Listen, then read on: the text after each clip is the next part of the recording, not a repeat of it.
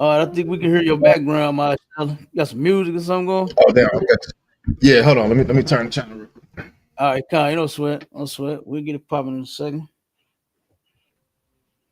We will get it popping in a second.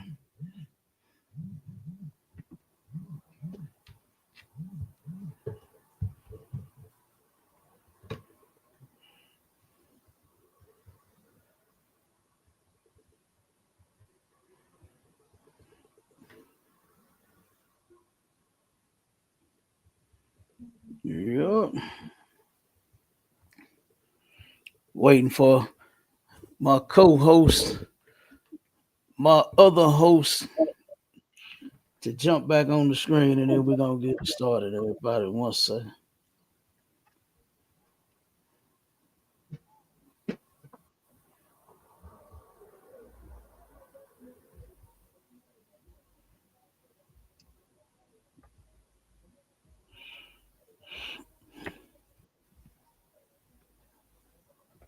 Good to go.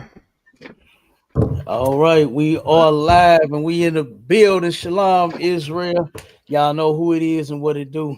Captain K, the Goggle Bar, under Commander General YAHANNA. And I got my right hand man, my heavy hitter out of the ATL. You understand? Hey, even though this is Sharp and Sword Radio, this still STATL Connect. This still St. Louis and Atlanta connected. God damn it. You hear me? So, but look, we finna get it on. But look, my brother, he had to turn the music. I was looking for the music. He was over there serenading them. You know how he do. You know what I'm saying? He had that Luther going. If this world were mine, he had that Luther going over there. You understand? There, right there. No, I'm just fucking with y'all. But yeah, look, we got to get these videos out. We got to get to our topic. You know what I'm saying? Cause look, y'all know sometimes I go over. You understand? I'll be the went over, and I'll be brought up all kind of shit, and I'll be talking your head off for about 3.5 hours. Look, but today, look, I'm gonna try to be on time today. All right, but we're gonna get into the first couple of videos real quick. We're gonna show, cause like I said, even though this is horror in the church. You know what I'm saying? You know, everybody know we got different topics. We got horror in the church. We got church shenanigans. We got what's the other one? Church, the church, Christian church is a joke. You know what I'm saying? Just all kind of shit to show our people that the things that you are experiencing and you are seeing and that you are witnessing in the Christian church, you understand, is not of God. Okay, Right. none of that shit is of the Most High. It is ridiculous. Okay, it's Like if I all. could. Oh, go ahead. I'll go ahead. Now, so like if I could just to add on to that, add on to that point you talking about, right? And the crazy thing about it, Cat, we ain't got to go searching for all these horrible things that's happening and happening to us and what's going on. It comes to you. You know what I'm saying? And Absolutely. all we doing is preaching prophet is broadcasting it and letting our people know what the hell is going on. You know what I'm saying? When we see something happening to our nation of people here in the ISUPK under Commander General YAHANNA, we are not letting it go unnoticed. You know what I'm saying? We are going to say something about it. It is going to get addressed, sir. You know what I'm saying? So Salaki. And that's a fact. And it should. Somebody should be talking about this, you know, because why aren't you? You know, everybody is so called what they call it, my shot of church hurt. Yep, come It's so many of our people that's church hurt. Why in the hell aren't you talking about it? Why are you scared to say something about it?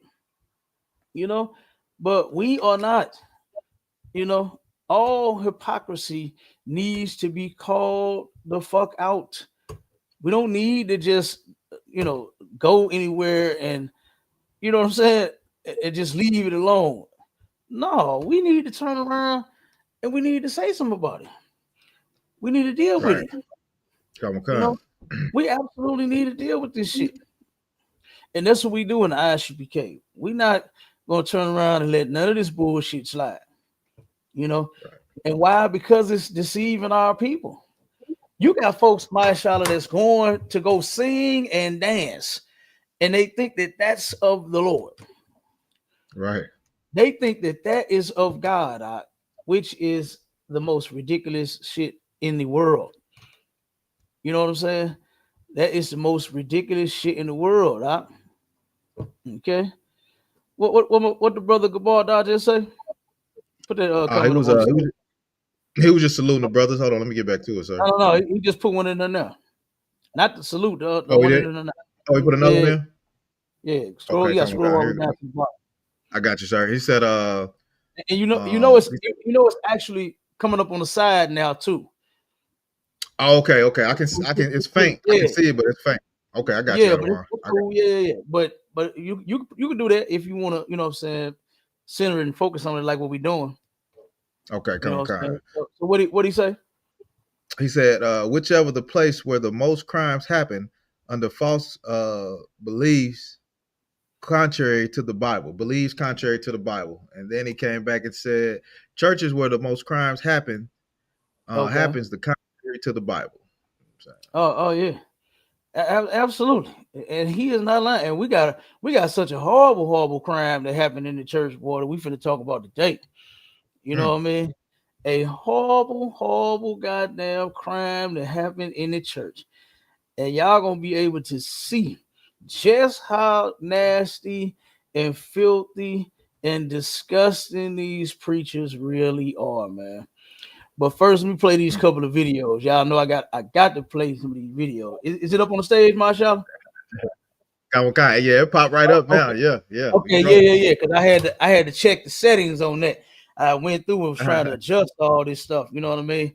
To where it'll be less work on our end. You know, to where we can steady focus on bringing out all the information. Okay. So let me play this one real quick. Check this one out.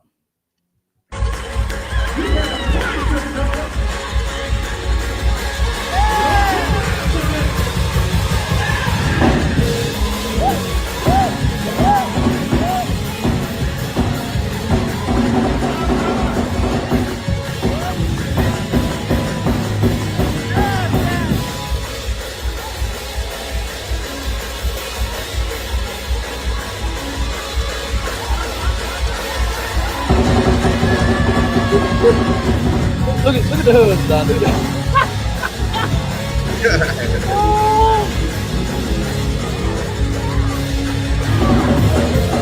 Look at the best man. Look at the best.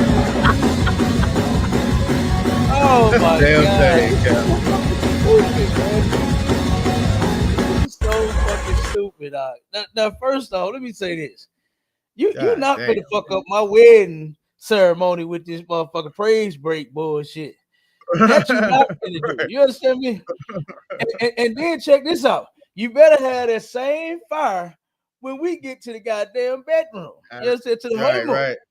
You understand me? You better do all that woo and yeah, all that good shit. You better give it to me, girl, when we get in the honeymoon. All right. Right. And then look at the goddamn husband. He a punk too. He turned around and did that shit because his wife did. Right. You know what I'm saying? Now he done got the Holy Ghost. Because her silly, and then look at the fucking best man. He really looks stupid over there. You know what I mean? Like, oh my god, this is a wedding. Why are you doing this dumb shit at these people's wedding? At y'all wedding, number one? Like, damn, right. This y'all wedding, and she want to act like she got the Holy Ghost. They're about to break her heels, about to fall off, and bust all the dress up. You understand? Hey, Cap, hold on, Cap. Go ahead. Go ahead. Look, you know when I see that type of stuff, and you know these Christians have the highest divorce rate out of any goddamn body, Cap. Absolutely. I wonder, are you gonna be doing if this? You know, the God done brought y'all and two together, and Cap, which you always say, if the Lord done brought it together, how can he take it? He ain't gonna take it apart. You know what I'm saying? How y'all gonna come apart and get divorced after y'all done caught the Holy Ghost at the wedding? Hey, in front of everybody, looking like she looked like a big old dumb fool, man. And then next thing you know, 2 months, we're gonna say 6 months, 8 months later, they're gonna be signing them divorce papers. You already know they're gonna be having the marital problems. Gonna be having the marital problems, and then they're gonna turn around and be got divorced due to what they call it, unreconcilable differences and all of that bullshit that the white man allows them to do and destroy their Right. marriage and destroy yet another family in their courthouses, in their city halls. You know what I'm saying? Absolutely. They're going to allow this couple to turn around and divorce. Ain't gonna be no Holy Ghost then. Ain't gonna be no Holy Ghost then. They're gonna turn around all this shouting and shit. That was just for show. You know, all this shit was just for show. They're gonna turn around and it's gonna be some shouting. It's gonna be what they call a screaming match. You understand? It's gonna be shouting and arguing. That's what it's gonna be. Right. You know, Absolutely. and it's terrible because when you look at the statistics of this, of our people getting married this way by going to get a certificate and having it at a church or having a pastor officiate your wedding or going to the courthouse, whatever it is, you get divorced. Over 80% of them, they get divorced right behind them. You know, they get It's a divorced lot, right you Cap. behind the marriage. And it 1 second word, this shit is really sad. Actually, when you think about it, is I know so many people. I heard family and friends and people that I grew up with that was couples. They was together forever until they went and signed that dotted line. Been together 10, 15, 18 years, and then went and signed the dotted line. And a short while after that, they was broken up. They was no longer together. I'm like, God damn, like what? After all this time, that's the only thing that y'all could think of to do was to divorce each other, was to Right, leave one Cap. another alone. Are you serious? Go ahead, Marshall. Right, Cap. It's ridiculous. Yeah, it's a lot if I could, sir. Go ahead, bro. Okay, I want to add on to that point. You look like you did something different. It looked the orientation of the how it's set up on YouTube. Did you change something on there? It don't What look you mean? What it is the it don't camera look thing. It's full on the the screen camera on option. YouTube. I got YouTube pull up. It's the camera Yeah, option. however you got it It's set two up. different. It's two different options. One for people that's watching on their phone, and one for people that's watching on a computer or the TV. So what it does Oh, is it okay. changes the landscape, you know what I'm saying, or portrait for the viewer for whatever they watching on. That's a feature that they offer on the stream yard. Okay. All right, come Yeah, across. So yeah, they kind of yeah. put me off. All That's right. why you see that. That's why you see that second one on the side. Okay. You don't see it on the screen that you're looking on. You don't see us in the big one, and then you see us in the small one to the left. Yeah, I do. Okay. Come on. Yeah, I got you. it's showing you both layouts. Oh, Yep, okay. it's That showing kind you of put me both off. layouts. Hey, look how listen. All this hard work we putting in, brother. We advancing in this bitch. You hear me? You know what I'm Yeah, saying? right. We got to move up the internet scale, the social media Right. scale. You hear me? We got to, That's hey, right. I turn around, like I said, I got to looking at these different options out, and we got to get up there.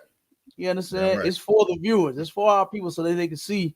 You understand? And like I said, versus them, being on their phone, if they watching portrait, or if they watching landscape, they'll be able to, what I'm saying, see us and be able to view everything. They won't miss nothing. You know what I mean? They won't miss a beat. All right. Okay. So yeah, All right. Cap was playing with a couple of options. Cap did upgrade us a little bit. Ain't that what Beyonce said she'll do when she come into man life? When some black women love black men, she upgrades you. You hear me? So Upgrade you, look, Cap. my Beyonce's Cap's Angels turned around and said they're gonna upgrade. You feel me? They said Right. they gonna upgrade me, Mashallah. Hmm. All right. So Now, let's see. what I was gonna add on, Cap. Oh, go ahead. What I was gonna add on, before I ask you about the orientation of the screen or whatever. So you know how these two Christians in this church, right? They doing all that dancing and hooping and hollering and right before they did all that, hopefully right before that, they said to be with each other for sickness and health, richer for poor, Mm-hmm. uh, death do us part. Yeah. For So better for worse. You forgot one. better for worse. I forgot for better for worse. For Yeah, for better better for for worse. worse. Don't forget that one. That's the big one right there, Mashallah. For Yeah. better or for worse. You can't forget that one, brother. And guess what? Our people, they turn around and marry that way, and still, I don't understand it. That going to go get married by those vows makes you a hypocrite. It makes you a hypocrite because in those vows, and you know, black women are the ones that say it the most. I've heard some brothers mention their vows, you know, said very lightly and slightly, but most of them is the women.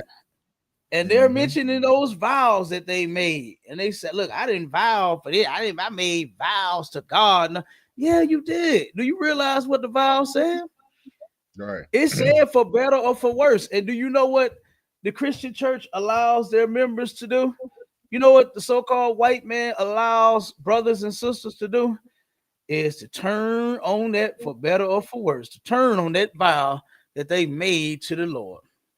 They are able to be a complete hypocrite. That's what I call it, brother, when they doing too much. You understand? When you doing too much, you went from a hypocrite to a hypocrite. You understand? You done turned into a hypocrite. You doing too goddamn much. And that's what they do. That's what they're doing. You understand? You turn around and you say, hey, for better, for worse, you know, what they like to say when they get together. Oh, I don't care if you know what I'm saying, we got to sleep in a cardboard box together. It's us. We together. You remember hearing that? I remember hearing that remember hearing that back in the day, right? Look, I was a kid and I'm hearing, you know what I'm saying, brothers and sisters engaged, and you know what I'm saying? Cause look, I always, especially around my dad, you understand, I was always around him and his partners, and they be talking and they be macking on women. I'm sitting out there riding on my bike or on my skates or my skateboard or something, and I'm hearing them brothers mac and all this here, and they would talk all that good shit, boy, and they be, oh yeah, baby, we're gonna be together till the wheels fall off and all this. I'm like, wheels fall off. I'm like, wait a minute, I'm looking at my daddy Cadillac. I'm like, damn, is a lug loose or something? What is he talking about? I ain't even understand it. He turned around and said, we're gonna live in a cardboard box. I'm looking at this fat house my daddy got. I'm like, whoa, wait a minute, wait a minute. We're going from this to a box, daddy. What you doing to us? You understand? I wasn't understanding it then, you understand, because I was a kid. But I used to hear all that talk. And then as I gotten older, especially now, I don't know, none of our people live by that shit. Ain't nobody trying to ride with each other till the wheels fall off. Ain't nobody trying to, you know what I'm saying, live in a cardboard box with each other. They had to. And of course, all of those was metaphors. You understand? Just metaphorically speaking for our people saying that, hey, we together forever. Whatever we go through, we gonna stay together forever. You know what I mean? Come on with it, Marshall. Hey Cap, don't forget, you know the new school, they say ride or die, right? You supposed to be riding with this person till you die. You know, that's like till the wheels fall off. Yeah, absolutely. But guess what? They don't do it. They ain't riding or dying. They ain't doing it. Our people are so goddamn selfish. The only thing they care about is their happiness. So you come in between their happiness, you're making them unhappy. They're ready to cut off the relationship. Our people do not know how to deal with problems. Problems, when it comes before our people, the only thing we want the problem to do is what? Go away. We don't know how to deal with a problem. Because guess what? Some of your women, guess what? I'm sure a lot of them bitches is problems. I'm sure a lot of them is problems. You know what they do in the world? You know how brothers solve it in the world? Go upside their head. Right. You understand? Mashallah, I remember when 8 Ball and MJG came out. I forgot what song it was, but on one of their songs, they said, I think it was it the one Mr. Big? Damn, I can't hold on. I can't remember the name of the song. I'm trying to think. It's coming to me, but I don't want to mess it up. But the lyrics, I remember these all too well. The lyrics was, it said, real niggas believe in beating them hoes down, push their head into a wall till they hear that cracking sound. And brother, this is no lie. When that came out here in St. Louis, domestic violence in the hood shot through the roof, brother. No shit. That's all I was seeing and hearing was screams of horror and heads getting bashed up walls and bitches getting thrown downstairs, and bitches Damn. getting kicked in their stomachs. It was all, I'm telling you, the brothers that I grew up around, I'm like, God damn. I remember being a teenager. You understand? Trying to break up domestic shit. You hear me? I'm a kid. One of my cousins, right? Her husband, man, oh my God, this nigga was like Incredible Hulk. I'm talking about big like that nigga too, not like just strong. This Right, nigga right, was right. big like him and everything. I remember me trying to stop him from murdering unaliving my cousin. You understand? Mm-hmm. I was Right. about, I think I was about 14. You hear me? And this big old nigga boy turned around, kicked the door in, and then none of the other family even helped. You understand? I'm over my uncle's house, right? My uncle and auntie house. I'm over there with my cousin, man. We chilling. You understand? And turn around, this nigga they kicked the door in. Nobody else even budged, even moved. Everybody else knew what the fuck was going on. They stayed out of it. But I Right, know right, I go right, and I'm like, come on, cuz, don't do it, cuz. I'm trying to get this big man. What a waste right. of time. Do you understand me? Right, right, right. That nigga had my cousin all up in the air, boy. I'm telling you, throwing her everywhere, man. This nigga, I'm like, come on, let her go, cuz, let her go. Trying to get this nigga all over the goddamn place. This nigga throwing me everywhere, stepping on me and everything. I almost killed me in the process of me trying to help save my cousin. Right, right, I'm right. telling you, I'm telling you, that bullshit there, man. That domestic shit, it went through the roof. It went through the roof. I remember so many other brothers on the block that I grew up in, they was doing it too. You Damn. understand? They was doing it too. For whatever their reason was. So like I said, that's how our people solve their problems in the world. Them brothers out there in the world. That's how they solve their problem. They turn around and go right upside your head if they have a problem with you. You understand? They haven't learned how to control themselves. They don't have any discipline. The same with these sisters. When a lot of these sisters have issues, what is their thing to go do? The first thing that they think to go do is to go give that old stinky tail to somebody else. They think that's gonna solve the problem going to another man. When every man you get with, you're gonna have some problems with. Hell, you a Mm-hmm. problem your goddamn self. You a problem too. You Right. understand? So guess what? Two problems in the world are trying to come together and be in a happy relationship. All this shit that you deserve to be happy. Oh, I done heard that so many times. I'm tired of hearing that, my shop. What the hell they Come deserve on. to be? Why do you Hey, feel come you on. so deserving of being happy when you ain't bringing no happiness to the table? Like, what are we talking about here? So Salaki, then, sir. come on with it. Yeah, like you said, like they complain about their happiness, right? But you think I'm happy? You think I'm happy fussing with your ass every goddamn day? Do you honestly think that I'm happy as hell? I'm over here just smiling and cheesing, and I got to deal with you cussing me out, talking shit, all that. You Yeah, think I'm happy? yeah. I am I'm miserable happy with that. too. You know what I'm happy with you cussing me out. I'm happy with you not I'm saying? making me Right? a turkey sandwich when I ask you to tell you, baby, I'm hungry. And you tell me go fix Right. your own damn sandwich. Yes.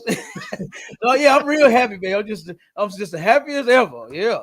The whole house, the whole family. I remember my Charlotte before we started the a podcast and radio show, I had Uh-huh. this call in line, right?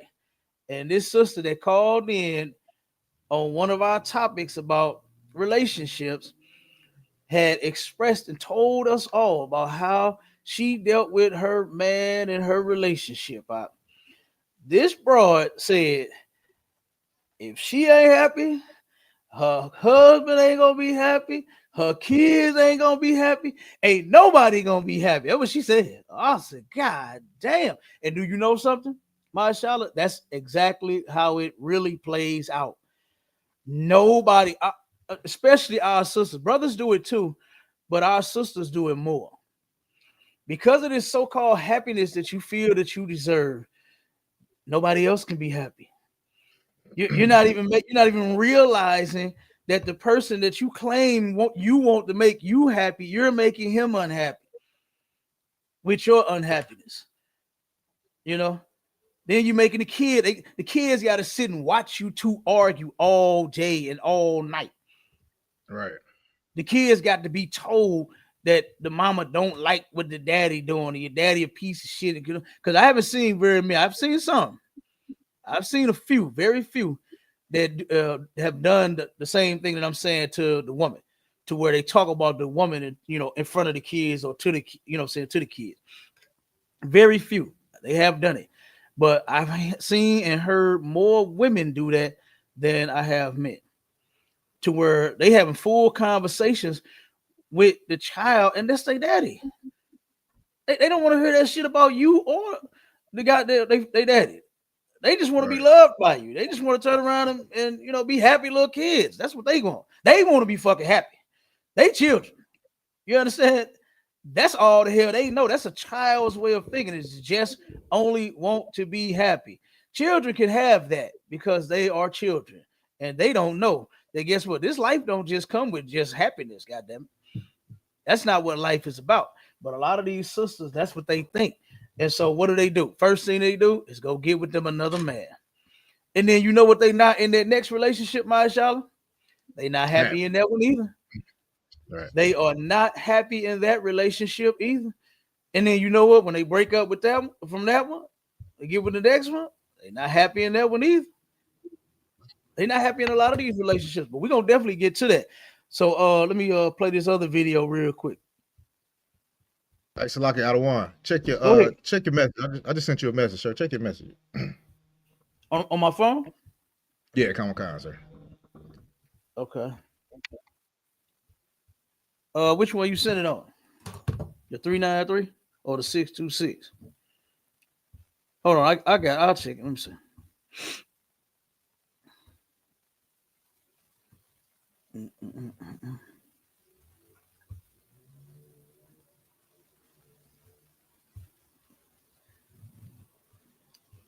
Yeah, that's fine, mashallah. That's how the view is. We good. Soon as I stop sharing this video, it'll go back. You'll see it.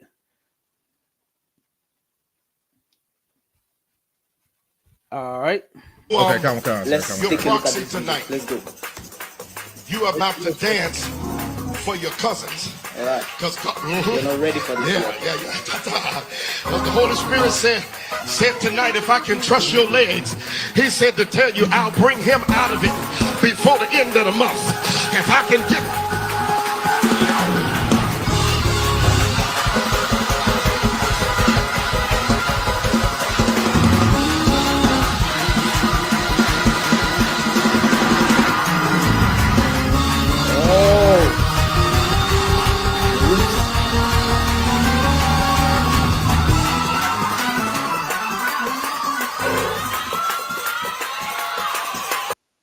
So this is all that the Lord requires of you. Is if you want a blessing from him, he just wants to know if he can trust your legs, meaning dance. You know what I'm saying? This is all that God is. Are you Christians not stupid? You got to be. You got to be. You got to be, because the Most High is not concerned with your legs and you dancing and twerking for him. He don't want to see you Nina pop. The fuck is wrong with you? He don't want to see you swag and surf. He don't want to see you. You know what I'm saying? He don't want to see none of that shit. Like, this is a shame that this is what our people have failed for. And you see, they falling for over and over and over again, mashallah. They fall for this nonsense over and over and over again. And this is horrible. This is terrible. I hate that this is the type of foolishness that our people is falling for. This man claimed that he got a word from God, and the word from God was he's going to restore your family member as long as you dance, as long as I can trust your legs. As long as I can trust your legs. And what's so sad, what's even sadder than that, is that the people don't see that the pastor don't look at you as actual members of his congregation. He looks at you as a bunch of fucking idiots. That's what he looking at you as to even make up some shit like that and tell you, you know what, brother, young brother back there, and you know that was all made up anyway. You understand? The little brother know how to dance, and he sat way in the back. All this was orchestrated for him to do just what he did. You understand? Was for him to swag and surf all the way from the back of the goddamn church until he got up to the front. This is ridiculous. And like I said, I hate that our people keep falling for this bullshit. You know, over and over and over again. Let's get to the last video, and then we're gonna jump to the topic. It's a lot of could, sir. This one, come on with it, Marshawn. So let me guess. If you in a wheelchair, you asked out. If you hold on. I'm trying to put it in perspective, Cap. Hold on, Cap. If you're in a wheelchair, if you missing a leg, if your foot got amputated because you got a disease, you just, hey, the Lord just ain't dealing with you, period, man. Hey, you don't get no blessing, dog. You don't get nothing. You don't get no blessing, nigga. You know what I'm saying?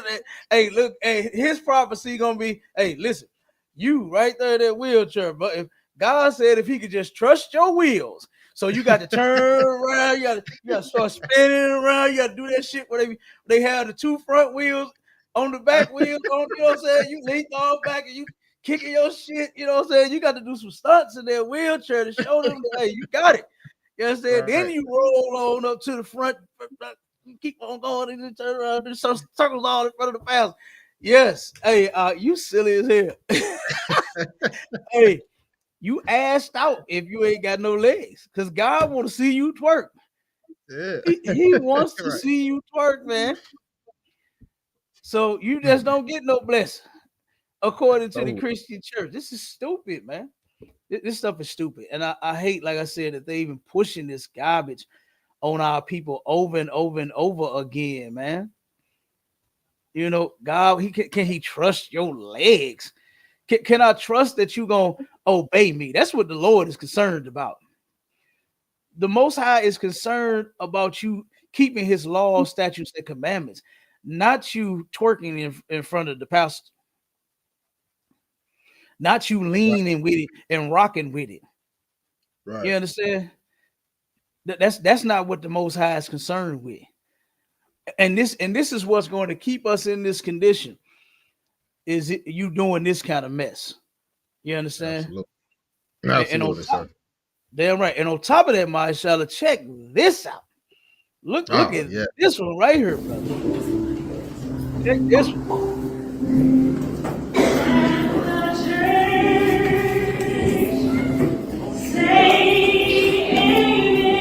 Okay, we don't even need to hear the gospel music for this one. We know where she at. She is in the church. Can you see what she is doing? His sister is rolling a blunt up in the church. You understand? Like, come on, man. Come on, now. Do you not know? And listen now. Wait a minute. Okay, stop. Hold on. There goes some more bullshit. Look at it. You see that? Boy, let me stop it. See, there go the sheep. Anyway, crazy, I cut it off because it's going into another video. But they turn around and they dragging the women and the men that's falling in between the seats out in the aisle and throwing sheets on them. You understand? Insane. This is insane. But back to the video. This is where it goes down there in the church. This is where drug addicts are made in the Christian church. This is where weed heads and stoners and pill poppers and meth heads and crack heads and dope fiends and what else they call them? What else they call them? Whatever the hell. Junkies. All of this shit. You goddamn junk. That's where junkies are made at, Mashallah, in the Christian church. You understand? She's rolling the dope in the Christian church. She ready to fire up in the Christian church. And you know what's gonna happen? If she did fire up, they're gonna say, "Hey, pass me that, Sister Jones. Let me hit that real quick." And then you want some can Deacon pass the deacon. Right. He gonna pass the blunt around out. Before you Right. know it, the whole place gonna be high as hell. And Cap, if I could, real quick, sir. Go ahead. For her to be that open with it, this ain't her first time doing this. She got to be no. known for rolling up a blunt in the Oh, church. yes, sir. She got that dope. Yeah. They know she got that dope. They know it. And she know right when to roll it too. When everybody's standing up, when everybody paying attention for the start the praise break. You know how they do. They start them off slow anyway. You understand? And they turn around and for some odd reason they crank it up and turn it up on. And before you know it, the beat going and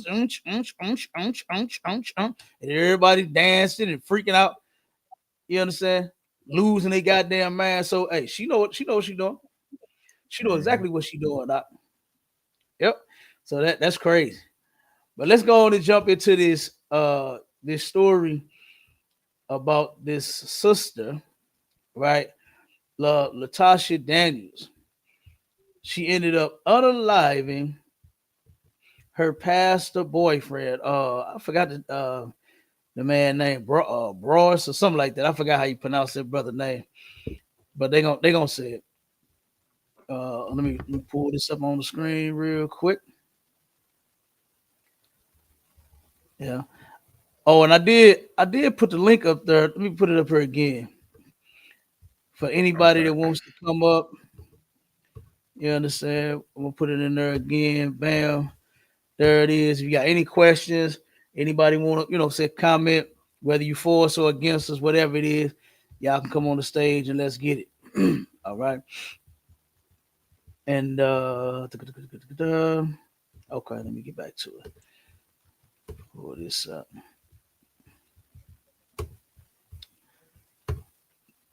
All right.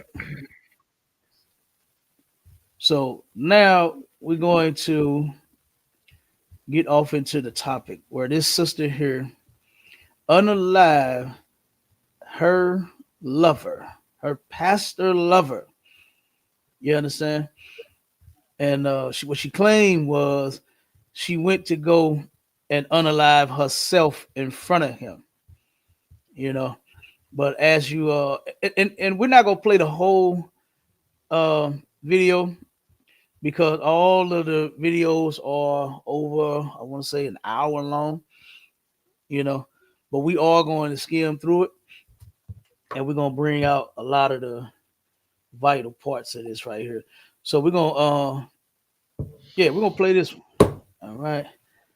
We're going to start this one real quick. Let me get it. Hold on one second. Did you watch him and Tabitha have sex? No. Was Tabitha ever invited to watch you and Brodus have sex? No.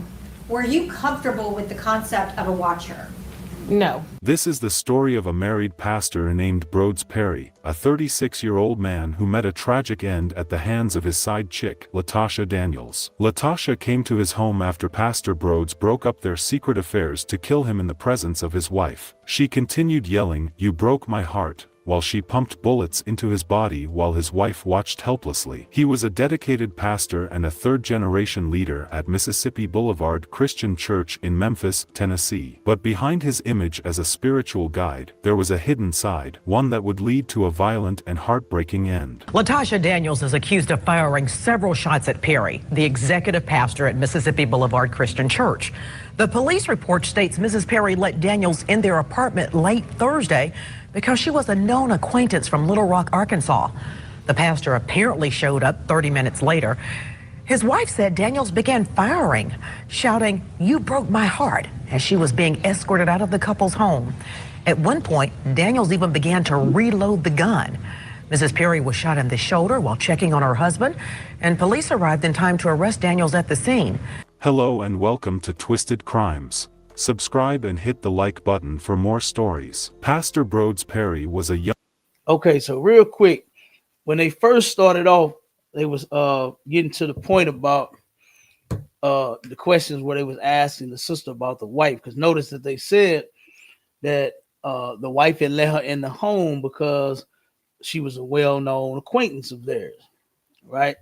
And now this wife, and I kind of don't want to jump ahead, you know what I'm saying? But this wife, the wife the damn side chick and the pastor were all pieces of garbage. They were all pieces of garbage. This guy was a homosexual. You understand? The chicks were lesbians. These were not men and women of God. They were all pieces of garbage. This is what you would describe as something that God hates. That's a whole lie that the church teaches, that God, he loves the sinner, but he hates the sin. That's a goddamn lie. Mashallah, give me that scripture for me, please, brother.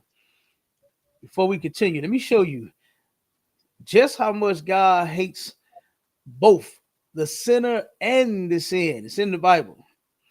You can start at give me the one in Psalms 4 and is it Psalms 4 and 4 or Psalms 5 and 4? I think it might be 5 and 4. Try 5 and 4 out. Give me the one in Psalms.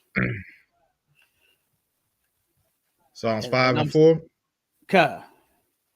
It says in the book of Psalms, chapter 5 and verse 4, for thou art not a God that hath pleasure in wickedness, neither shall evil dwell with thee. Stop right there. Read that again, brother. Nice. Start from the top. Because I want them to hear and understand what's being read to them. Because that is a whole lie that God is just thrilled with you and your nasty ass and all of the sins that you commit, that you are so blessed and you are so highly fucking favored. It is a lie, and you need to get that shit out of your head. Read it again. Nice and slow, brother.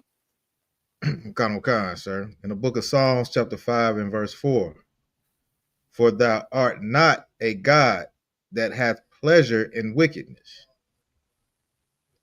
neither shall. So God, he is not a God that hath pleasure in wickedness.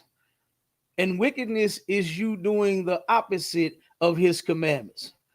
When he said not to be a homosexual and a lesbian, and you being one, now there's a what them old folks used to say back in the day, my shot, don't get on my bad side. Don't get on God's bad side. Right. Yeah. Right. If you want to get on his good side, because there's a side that you could get on. You can get on his good side by you not being a homosexual or a lesbian. And you can get on his bad side by being a homosexual or a lesbian. Right? God said not to eat certain animals and claim it for food. Right? You can get on his good side and you cannot eat those animals that he told you not to eat, such as pork and shrimp and crab and lobster and alligator and catfish and shellfish, right? And all that other shit that you claim is delicacies following after the white man. You can be on his good side and not eat that. Or you can be on his bad side and you can eat it. Go and indulge. Go to Joe's Crab Shack. Go to the Crab Fest. Go to whatever the hell crab. But yeah, go there. Go to Red Lobster and order shrimp and scampi. Right? Go ahead. And you'll be on his bad side. Okay? It's a lot of things that the Most High said not to do and to do. Right? So guess what? You pick your side. And God is not a God that has pleasure in wickedness. Keep going. Sir. Salaki, neither shall evil dwell with thee. Mm-hmm. Verse 5. Okay, so listen. So every Christian pastor and bishop and reverend and deacon and usher and member claims that I know me some Jesus. I know the Lord. I love God, right? And they claim they with him every day. They talk to him every day. What the Bible just say, Mashallah? Sir. It says, for thou art not a God that hath pleasure in wickedness, neither shall evil dwell with thee. No, you're not. You are an evil individual. And what make you think that God is with you or you're with him, vice versa, when you are doing all of the things that he said not to do? When you turn around and put your child on punishment, do you still take them to Chuck E. Cheese? Even though they're on punishment? We ain't going no such place. Like, I don't understand what's wrong with you Christians' head, but it's all jacked up. Y'all heads is all jacked up. Right. And you don't think right at all. You think that you can do whatever filthy and nasty thing. This man said that this pastor was dedicated to his church and his members and his people. No, he was not. This video is going to show you what he was dedicated to. And it was his demons. It was his nasty, perverted, and sick lust of him wanting to have threesomes with his wife and his freak cohort. You understand? Right. Wife a freak hoe too. You understand? That's what you're going to see. That's what he was devoted to. He wasn't devoted to God and the work of the Lord. This dude was devoted to nastiness. He's a disgusting individual. He's gone now. You understand? And he didn't pay for his sins. And ain't the point why we, bringing this out. The reason that we bringing this out is for you that's left behind to learn a lesson before you be next. And guess what? You ain't got to be no pastor to get caught up in your filth. You ain't got to be in a high position. And Melvin 250, you on the clapper asked me, am I a Jew? Goddamn right, I'm the original Jew. The Jews are black. You understand? Absolutely. All right. So yeah, no, you don't have to be up high. You ain't got to be like in Eddie Long position for you to die with such a mysterious case of cancer. You know what I'm saying? Like, no. That man left her with A, I, D, and S. That's what he left her with. You understand? So no, you don't have to be up high to suffer and go through it. What happens is the Lord is going to turn around and bring it all out. Doesn't the Bible say what's done in the dark shall come to the light, my child? Isn't that what the Bible say? I'm gonna have you read that one too. Yeah, come later. But listen, let's finish this one up. Let's see if God hate both the sinner and the sin.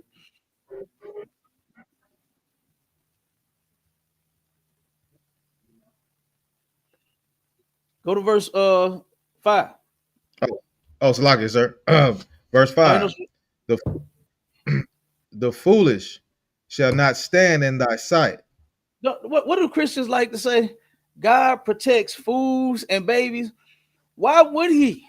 When number one, the fool was given wisdom so he wouldn't be a fool. All throughout the Bible, it speaks about wisdom. And that's referring to his word. That's referring to his laws. That's our wisdom. It's his laws, statutes, and commandments. For you not to be a freak hoe. For you not to be a sissy. You understand? Right. You will be considered wise for not being those things. You're a fool if you do. And God don't protect fools. And as y'all can see, guess what? If you are not protecting your babies will be unprotected, especially if you sin it. Especially if you sin it. You understand? The Most High did not protect or spare King David's baby. When King David sinned, you should take that as an example. And you should be looking at yours like, damn, I don't want to turn around and have anything happen to them on the account of me and my bullshit. So you should clean up your own life if you cared about your children. So that's another lie that the Christians tell. Oh, God protects fools and babies. I heard people saying that shit.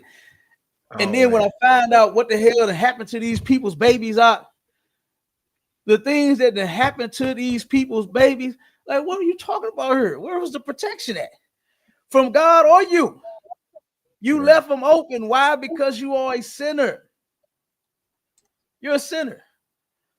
So you left the door open for your children to be unprotected.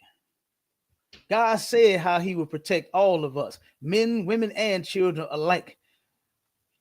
And it's a goddamn shame that we are on the wrong side of the fence to where we don't have any protection. Keep going. Come on, sir. Thou hatest all workers of iniquity. He do what? Thou hatest all workers of iniquity. The Most High hated all workers of iniquity. And iniquity is sin. and the worker is the person committing the sin. You got to stop listening to your pastor. You got to stop going to church if you ever want to actually serve the Lord. And what they say in the church, they want to please God. If you absolutely want to learn how to please God, then you better come to the Israelite School of Universal and Practical Knowledge under Commander General YAHANNA. Right. And we'll teach you properly. But you ain't learning shit in that church. I'm telling you, you ain't. Because look at what the hell is going on. This sister right here, this is a pastor of a church, and he's now dead because of his filthy ways. She's now about to go to prison for I don't know how long because of her filthy ways. The wife, she ended up getting shot, you know what I'm saying, but she didn't actually commit a crime, you know what I'm saying? But her trying to partake in that lesbianism, that is a crime against the Lord. You understand? Right. So like I said, so she skated this time without being unalive and without being sent to prison, you know what I'm saying? Either or. So she skated on that. But like I said, we never know what's in store. And this is why Christ said, as the Bible says, we shall not tempt the Lord thy God. Do not tempt him. And you're tempting him with your nasty ways. You're tempting him being a sinner. You're tempting him with all of the filthy shit that you love to do instead of you loving to obey him. Come on with it, Marshall. And if I could, I don't want like that's a reason that a lot of pastors won't teach that you got to follow the law and don't want to follow the law because you're not gonna go to court and you got to go through a process and nothing like that. When you follow the laws of God, God see everything. You can't hide nothing from the Most High. You know what I'm saying? You're gonna get your punishment.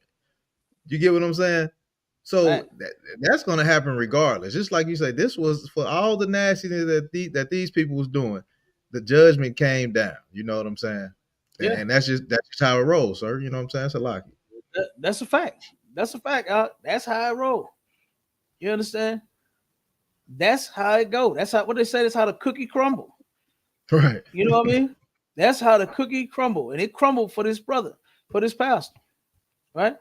So let's keep playing. Young man with a strong future ahead. He was 36 years old and dedicated to his community. Before he became a pastor, Broads had gone to school at Florida A&M in Tallahassee, where he studied business administration. Education was important to him, and he worked hard to get his degree, building a strong foundation for himself. But Broads's life wasn't just about business. Over time, he felt a calling that was much deeper. He wanted to help others, not through business, but by serving them spiritually. This drive led him to become a pastor, following in the footsteps of 2 generations before him. He became a 3rd-generation pastor at Mississippi Boulevard Christian Church in Memphis, Tennessee, a place where he found purpose and meaning. This role brought him into the lives of many, and he was respected by his community for his dedication and service. Broads had been married before, but things didn't work out. Yet, he didn't let that stop him from finding happiness.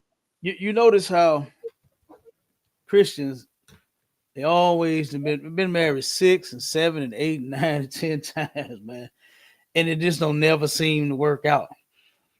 Why do the Christians know that the Bible says that God hates divorce? I hear them say it all the time. There was a sister, what's her name? Tabitha Brown, one of the latest like internet sensations a couple years ago. Turned around, she was famous for becoming successful with her, I believe it was a cooking channel or something like that. And then she started doing blogs and videos and all this kind of, advice and all this mess. And turned around, she said it on one of her lives. Messed me up. She turned around and one day her husband got off work. She turned around and gave that man a new vehicle. Turned around and told him, her baby, you coming home. You ain't going to work no more. This is your last 2 weeks and this and that. Oh, man, it was lovely. Beautiful sister, man. You understand? But this woman turned around in another live that she did recently where they was talking about church. You know what I'm saying? They was talking about God and they were talking about relationships. And one thing that she said, yeah, I know the Bible said we ain't supposed to divorce, but in other words, make me mad, do something I don't like, and I'm out of here. Right. You should have saw the look. You should have saw the look on that husband's face out. him trying to keep his composure. And I know he wanted to be like, wait, what the fuck? What do you mean? You know what I'm saying? What do you mean? You know God is against divorce, but you know what I'm saying? Like, try me if you want to. Right. Me, what they say? You could play with your mama, or what's up? Play with your kids, or you know what I'm saying? Find you something else to do, but do not try me. That's basically what she was saying. And man, I remember watching that video. I'm like, damn, that's some cold shit, man. To have, you know, I know it feels very, very bad to have, you know, the woman that you love, right? That you done been with all this time, and here you go, you thinking on your side that, hey, we together, we down, you know, that's my baby. Right. And then you hear her say that she will leave you, you understand, when she feel like it. Oh, I know it's got to be hard. To know that a woman will abandon you at the drop of a dime, right. You know, to where she's not totally in like you are. I'm sure that hurt. Oh, no, that had to hurt. You know what I mean? But let's keep going. Yes, again. Hey, he so met like a woman named Tabitha. Come on with it. That's a perfect example that you just displayed right there, of what you were just saying. And that's a woman weaponizing y'all relationship. She's using it as a weapon. You act up if you want to, Negro. Yeah. I am gone at the drop of a hat. Yeah. You know what I'm saying? Hey, Cap. That's like she might, you know, that's happy wife, happy life. Like you do. I'm gonna make you miserable. I know God said it, but and look, my side of the Bible actually say happy husband, happy life. Right, exactly. They got it backwards. See, we in this society, they have put our women out front, you understand, and letting them lead the way. When you see that there has been nothing but tragedy ever since. You know, our women, guess what? They have their role and their place in our lives. And I love them. Oh, I love them. Yeah. You understand? Yeah. Guess what? Leading this thing, you in charge of me, that ain't your motherfucking place. And you ain't finna do that. And guess what? And if you go against the grain, you know what you're gonna do? You're gonna end up hurting yourself. You're gonna hurt yourself. Because there is a way that the Most High said for us to be doing things, as far as being father and a mother, a husband and a wife, a brother and a sister, a damn momo and a pawpaw, a uncle and an auntie, a cousin and a damn nephew and a niece, all of that, man. There's a role that we have to play, right? Whichever it is. And if you want to be husband and wife, it's best for you to obey the Lord. You might have problems. You know what? If you do have problems, you can come to the ISUPK and you can get counsel for your problem. Right. So it's not the end of the world because, you know, y'all mad at each other. Sometimes the two that's involved in the madness get so mad to where they don't see a way out. They're so engulfed in madness. They wake up. They do the opposite of the scripture when it says, don't go to sleep on your wrath. And I'll be damn, wake up, and this bitch is mad again. Right. This Negro mad at that bitch again. You understand? Like, why didn't y'all fix that shit yesterday? Okay, let's try to fix it today. Then you turn around, y'all start arguing some more. You know what I mean? You start arguing some more. Brother, I remember a sister called her for counting. The sister, she was in classes. She never got into school, but she was in classes. And she turned around now and made up a bunch of excuses in her head and a bunch of lies on her husband. She said that the man was an alcoholic. He drank too damn much. He drives stupid. She felt like her life was in danger. And just all kinds of things when, you know what I'm saying, when she called me and was telling me what was going on. Turn around, I get that brother on the phone.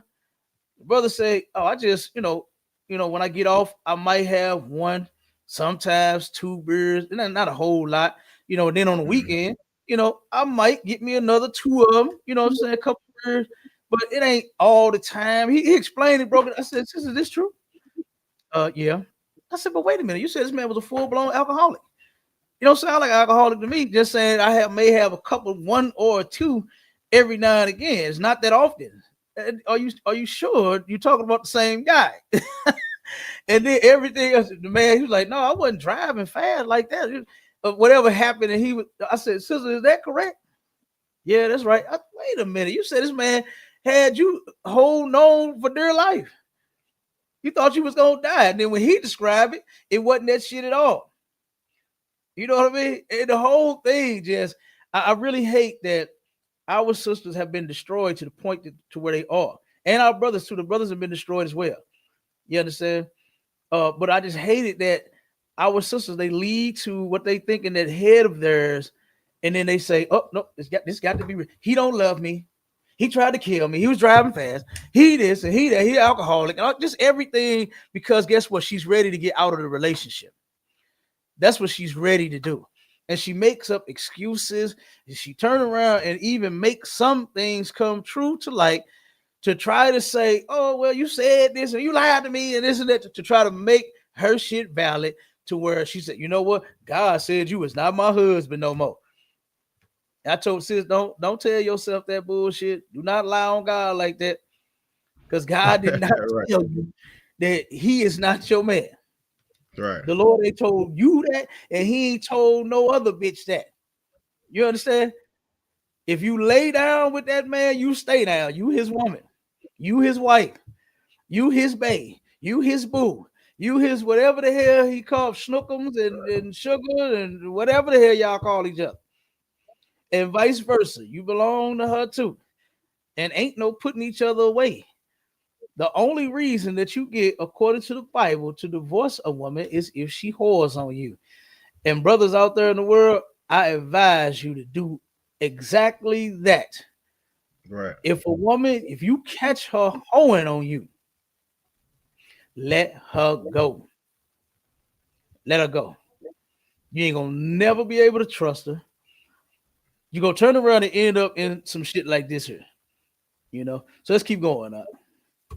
And they quickly became close. After some time, they got married, and Tabitha moved with him to Memphis. Together, they settled into a peaceful neighborhood, looking forward to their new life. But behind this seemingly happy relationship, there was a hidden secret. Rhodes had started seeing another woman named Latasha Daniels. Latasha was 39, educated, and well-established, with a degree in criminal justice and a career as a clinical social worker and anger management specialist. Despite her success, Latasha developed strong feelings for Rhodes, even though she knew he was married. Their secret relationship grew, with emotions running high on both sides. The calm life Rhodes and Tabitha had in Memphis was shattered on April 4, 2019. That evening, Tabitha was home alone at their apartment in the Mar Park Apartments in Collierville, Tennessee. Around 10 p.m., she heard a knock at the door. When she opened it, she was surprised to see Latasha, a woman she knew as an acquaintance of her husband. Since she knew Latasha, she let her in, feeling safe enough to have her there. Latasha waited with Tabitha until Rhodes came home. When he finally arrived, they sat together, and Latasha started a conversation with the couple. But as they talked, Tabitha noticed something strange in Latasha's behavior. There was an uneasy vibe, and it felt like Latasha was giving off negative energy. Finally, Latasha got up, signaling that it was time to leave. Rhodes and Tabitha both stood to walk her to the door. But before Latasha left, she turned around, pulled out a gun, and aimed it at Rhodes. Without hesitation, she started shooting, screaming, "You broke my heart," over and over. Rhodes was caught off guard, and as he fell, Tabitha screamed in horror, trying to understand what was happening. Latasha left the apartment, but instead of running away, she stayed around the scene, seemingly in shock or simply not wanting to leave. Meanwhile, Tabitha managed to rush to a neighbor's door, banging and screaming for help. But before long, Latasha re-entered the apartment and shot Tabitha in the left shoulder. Tabitha managed to survive, but Rhodes's life was slipping away. When the police arrived, they found Latasha still at the scene,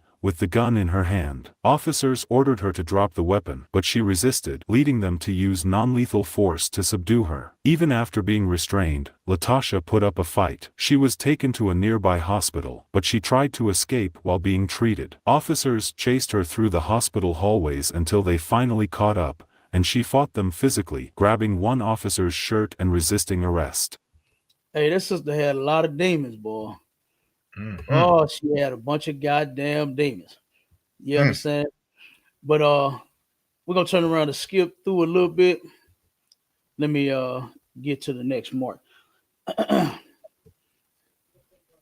So they turn around and got to now. I'm gonna play a little bit of this right here because this is where they're about to question the the sister Latasha about the wife. Right now, watch this. Check this out. Relationship. He was. And you're gonna be able to see what I was saying about this husband. You'll be able to see it now. There was a relationship at all. Right. He was not transparent about that. Oh, I'm sorry. They're actually questioning the wife about the things that the sister Latasha was saying about her having knowledge of the threesome and their relationship and all of this and all of that. They're gonna get to it. So what they actually proved during this part here when they were questioning the wife is that the wife was not being honest. You understand? And that they were that it actually was looking better on the sister Latasha, the accuser. You understand? It was looking better for her because it's saying that, oh, okay, well, she's telling the truth, obviously. So, but that's what this part is right here. I'm gonna play this part and then I'm gonna skip to it. No. That didn't ever happen. No. And photos aren't an issue at home, but I get it, but it ain't an issue. I have been though, so if we're talking, let's switch subject and get a little more serious. For me, our agreements have been simple, right? No exes, nobody from Jacksonville for work, which is home for us. And nobody in the can you see what I'm talking about?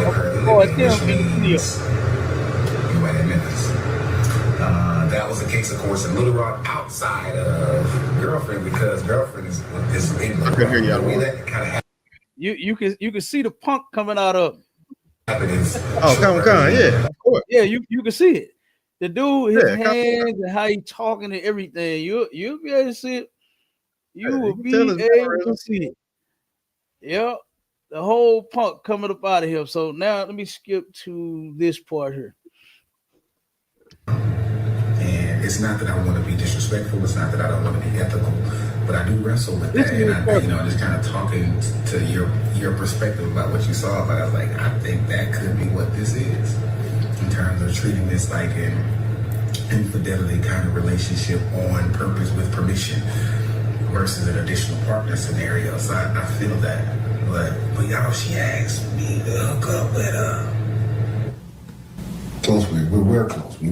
When we were in Little Rock, she lives in Little Rock, so we're in Memphis now. I mean, it's only 2 hours away, but yes, we were in Little Rock, so we were literally because it was at that point. Wife was like, "Yeah, nobody at home.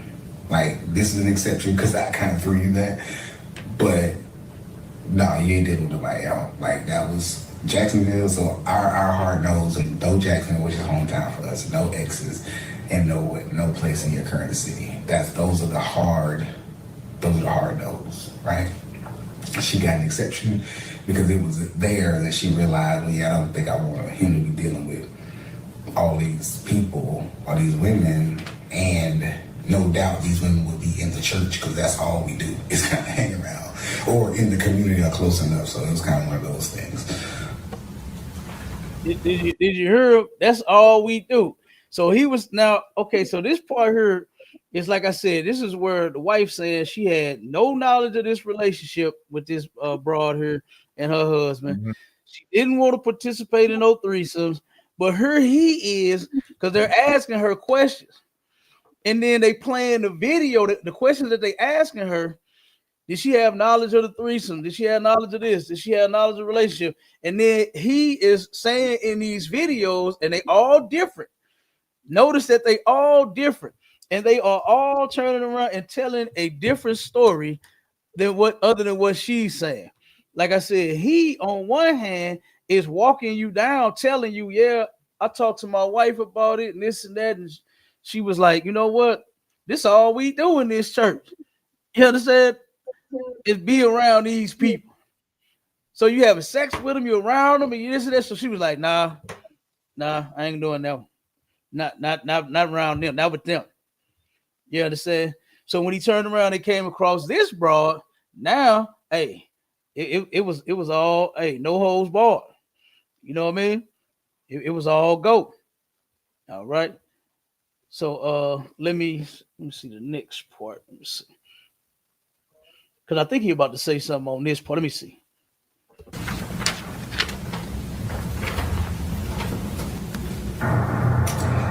Before I can say a word, she hits me with, I'm sorry. I'm like, sorry for what?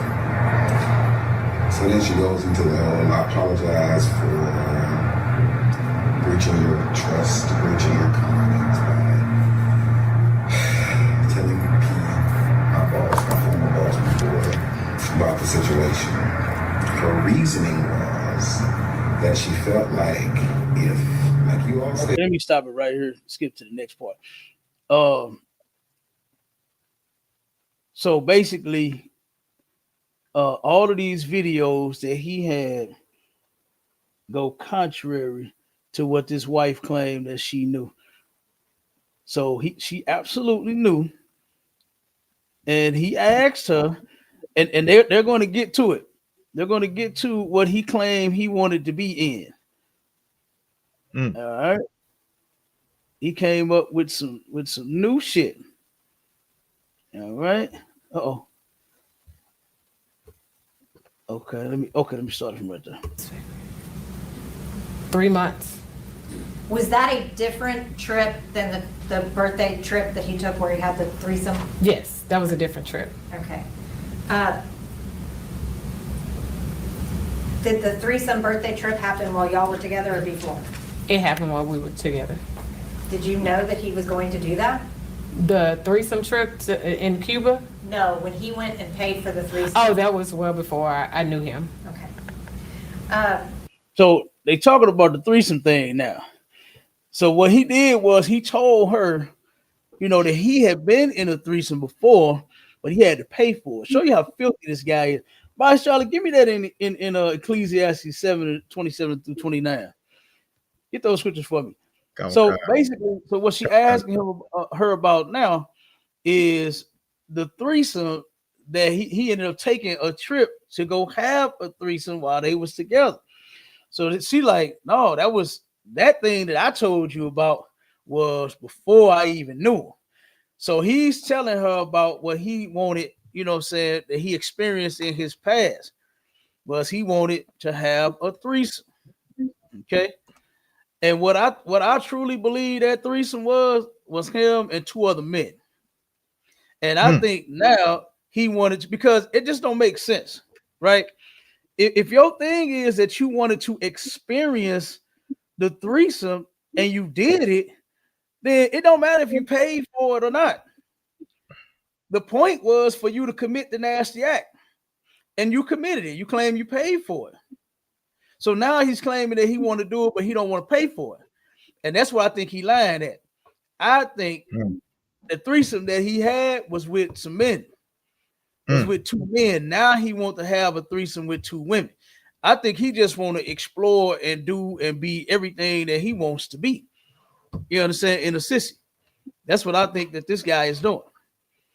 So I think he's sleeping with me, because you could clearly see. Y'all go back and watch these videos of this sister's story, and watch them videos of this man and how he's talking. You can clearly see the punk in him. And then what got me so much, my Charlotte, is where is the commitment to the church at? Where is the work that the man was doing for the community and the people? When all this nigga is making his videos about how his nasty ass want to have threesomes and how he want to bring somebody else to the bed and how he want to do this to a woman and that to a woman. All what the fuck are we doing here? What kind of work of the Lord is this dude doing? How dedicated to his church and to his members and to his people was when all the nigga is making his lives about the nasty sex that he wants to have. Come on, man. You want to say something, Mark? Yeah, I said, he was getting that community booty. That's what he was doing. That's what he was too busy in the community doing that. Absolutely. Absolutely, y'all. So let's keep going. At any point, did you watch him and Tabitha have sex? No. Was Tabitha ever invited to watch you and Brodus have sex? No. Were you comfortable with the concept of a watcher? No. Was Brodus persistent about a watcher? Very much so. Explain that for me. Everywhere we went, he would even text me and say, "Hey, you need to find us a watcher. Find us a watcher." And so I got to the point I was like, if I can find somebody, hopefully I can get him to stop. So okay, let me help you sisters out.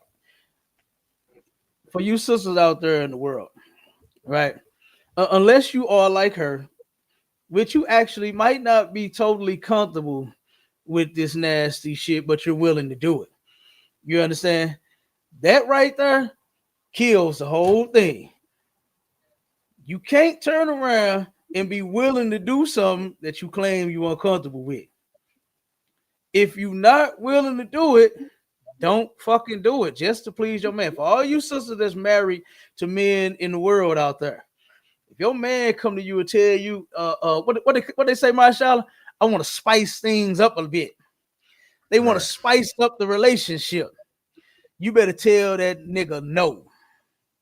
Right. And you better not do it. You better not do it. You're going to turn around and get some demons that you may not be able to control. You're going to end up being like this sister. You be out of your goddamn mind. You understand? So for you sisters that's out there married to the men in the world, and they come telling you that they got some what they call them, fantasies and fetishes and shit that they want to fulfill, I'm telling you, you better not do it. You better not do it. Because this is going to be your outcome too.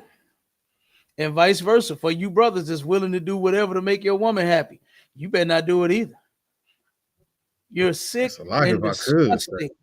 That's what you are. Go ahead, Masha. And the sister's so messed up. You know what I'm saying? He's telling her, find us a watcher. Like, yeah, I ain't talking about no woman, a man. Like, that's some P. Diddy stuff right there. You know what I'm saying? You want a man to sit back and watch what that don't. Yeah, these pastors are super freaky, hiding behind the Bible. They are. Hey, this some Epstein file shit, Masha. This some Epstein files right here, man. And this is from your local files. Yeah, P. Diddy files. Yeah. This is from your local pastor, man. That everybody loves. The pastor, he's so nice and he's so this and he dressed in his suits and he got a nice car, got a nice house, and pastor this and pastor that. And look at what the pastor is waiting to do to you. Turn you into a freak nasty bitch. That's what he's ready to do. You understand? That's what he's ready to do. And then guess what you willing to do in return? You willing to fulfill his nasty goddamn desires. Read that Ecclesiastes side. Kawakai, sir. The book of Ecclesiastes, chapter 7 and verse. I'm sorry, Slack. Go ahead.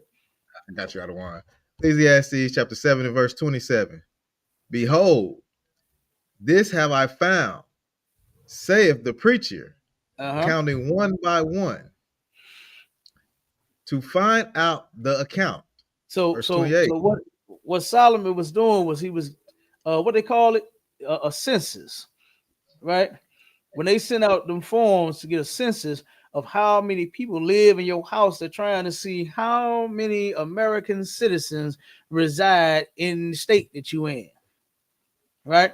So what Solomon was doing was he was trying to find out something too by going through the account, counting one by one, right? He was trying to find something out, and this is what he was trying to find out.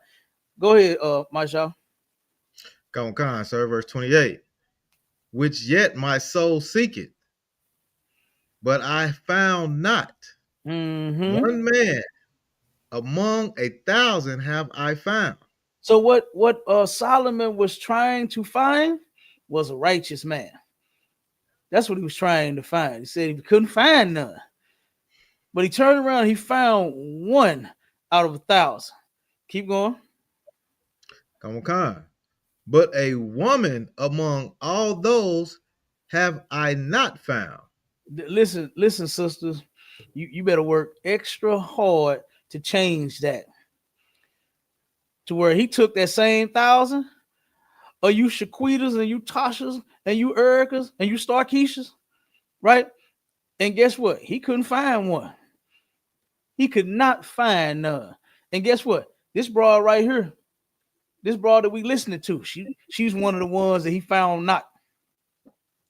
The wife that wasn't involved in the crime, but she was involved in the nastiness, couldn't find not. She's one of the ones that he couldn't find, that he found not. You understand? This matter of fact, she's gonna tell who this friend of hers that she called, that she knew was nasty, just like her. She's one that he couldn't find not. So you sisters better work extra hard, boy, to get y'all shit together. When you come into ISUPK, take the time to cleanse yourself of the world, man. That shit is important. That is extremely important. You might think you feel good. You might think you got it all together. You might think you strong enough. But guess what? Like the scriptures say, them demons is coming in full force. They coming back. And they coming stronger and mightier than the first. All the shit that you was doing before, just think about all of the nasty shit that you done in your life before you came here. Before you came into the ISUPK. Look back on it and say, you know what? Let me let that shit stay back there. Let me let it all stay back there and do your absolute best. Get counsel, call us. You understand? So you won't end up like this sister right here, to where you won't turn around and be to let your demons overtake you. You turn around and you can come in here and these brothers will fight with you so that you won't be overcome. To where you won't see in the Christian church, they have no place to go. They have nobody. The wife told the husband, man, this all we do in the church. This all we do is sleep around with everybody. Said, no, I ain't trying to do this. Not in that place. Not in the church that I go to every Sunday. You might as well shit you there with the rest of the hoes. Right. You there with the rest of the sissies. You might as well. It's a whole house. Right. The Christian church is the house of whores and homosexuals. You can't tell by now. The Christian church is a whorehouse. Am I wrong?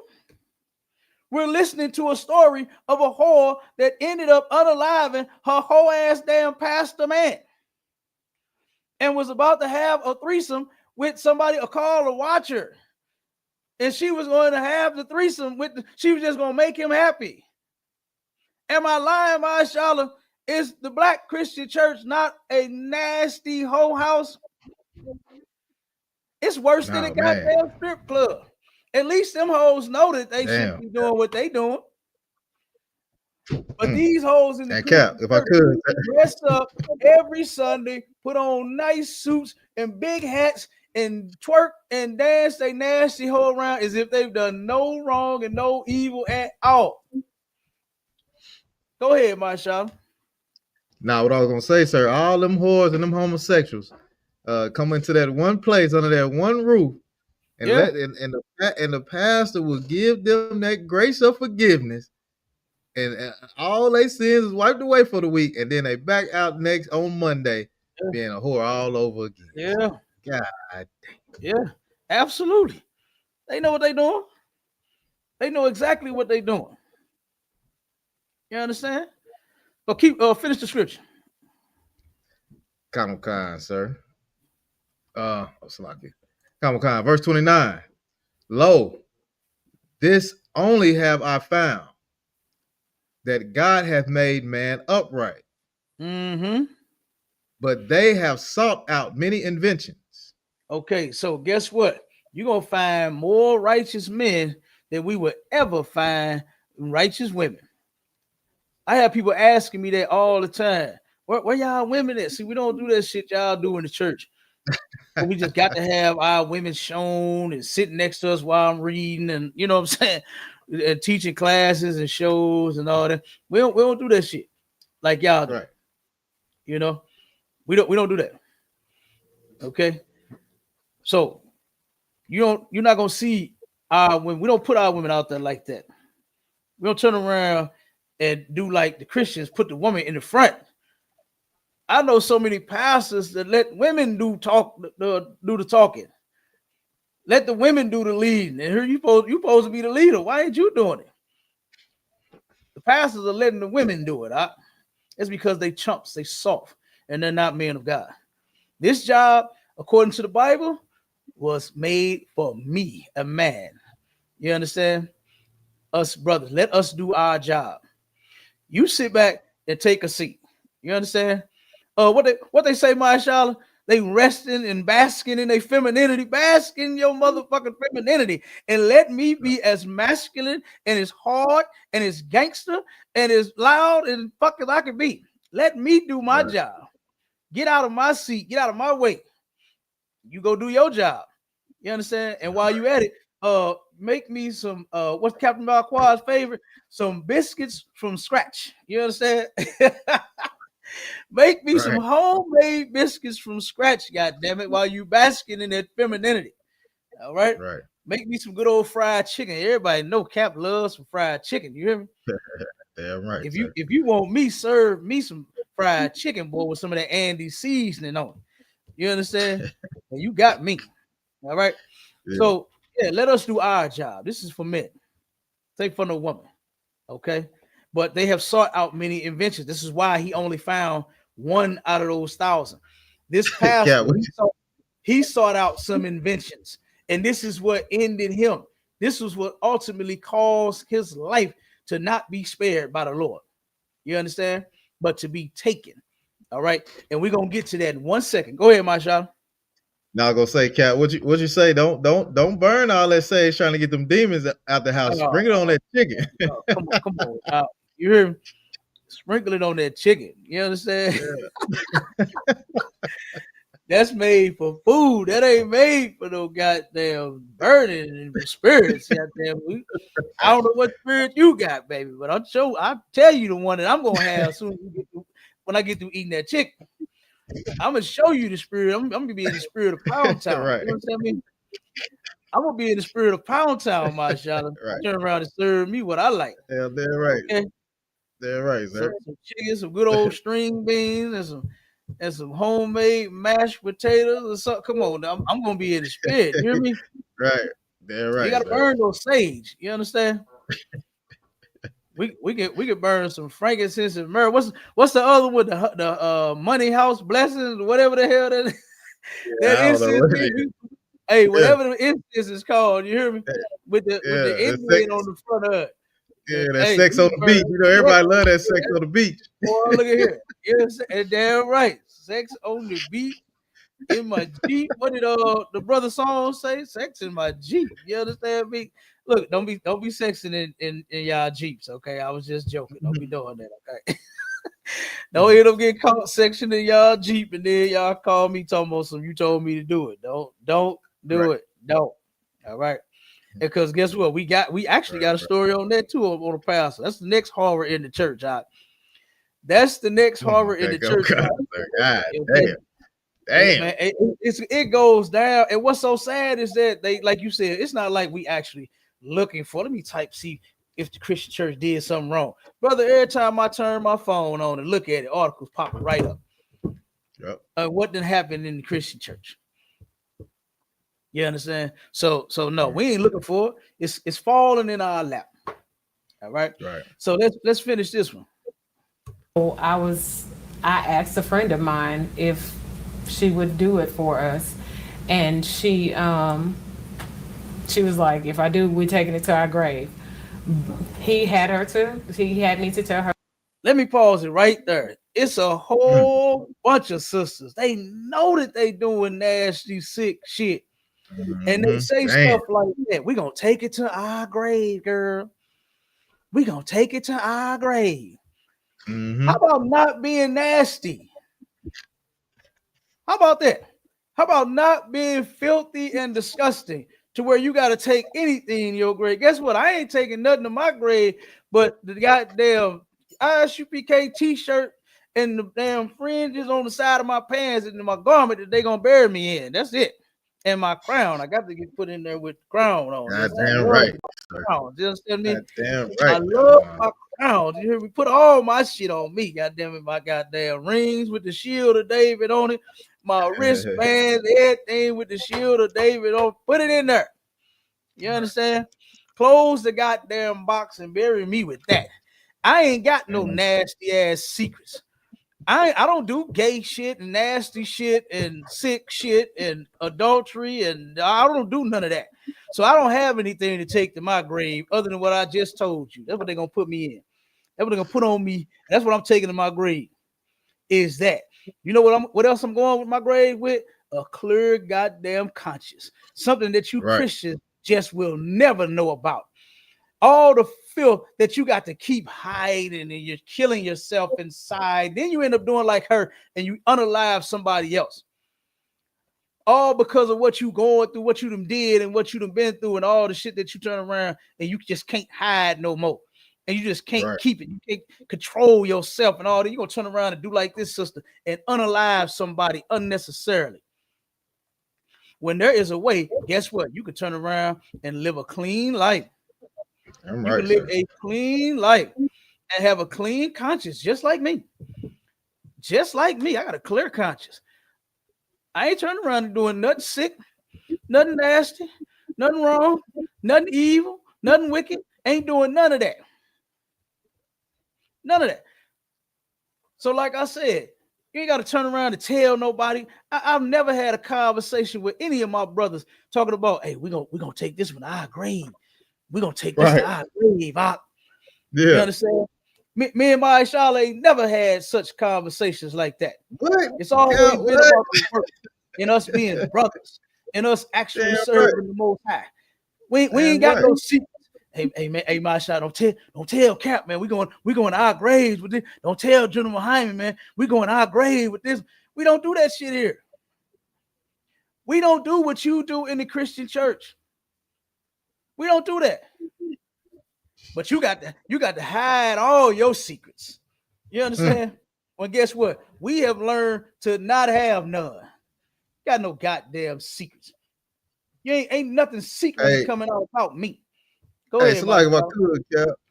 Cap, that's a heavy thing, right? And I want to say the water to you, you know what I'm saying? And you know, Commander Junior Yohanan and hold down his truth is to have men above us to know that nasty shit that no, man. You know what I'm saying? Yeah. That's crazy because you grow up in the house and what the people in your house always say?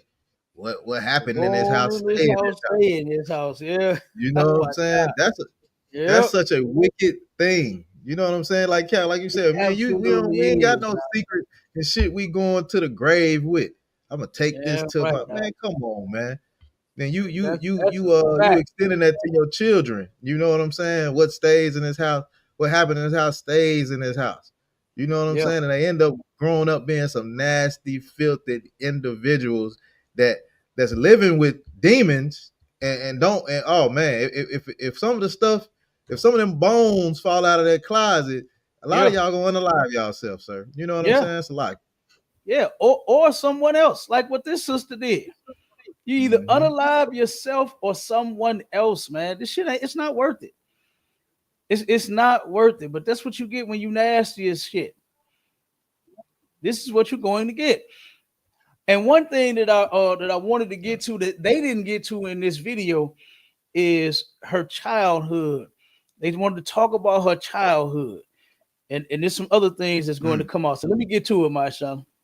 Her to download Confide, and we were able to dialogue three-way, and the things that he was asking her to do, she just backed out. So he wanted to get real freaky and real nasty and real filthy and real disgusting. I could imagine that he was kind of like Gorilla Hebrew. He wanted a strap on and he wanted dildos up his ass. He wanted his butt licked by the freak, and you know what I'm saying, all kind of nasty, filthy, disgusting shit. And she said, "Oh no, y'all, nah, y'all a little too much for me. I ain't doing all that." So she ended up backing out. You understand? She backed out of this shit out and said, "Nope, I ain't doing that one." So let me skip to this 1 second. Oh shit, man.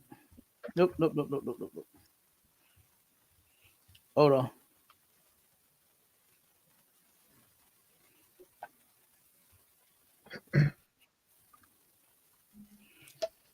on. Think.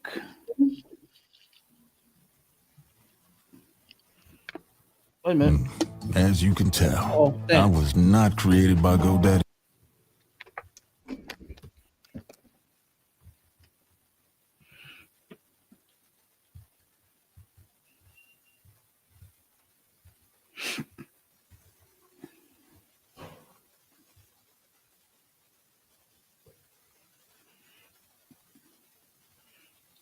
I think it's right here. Let's start it.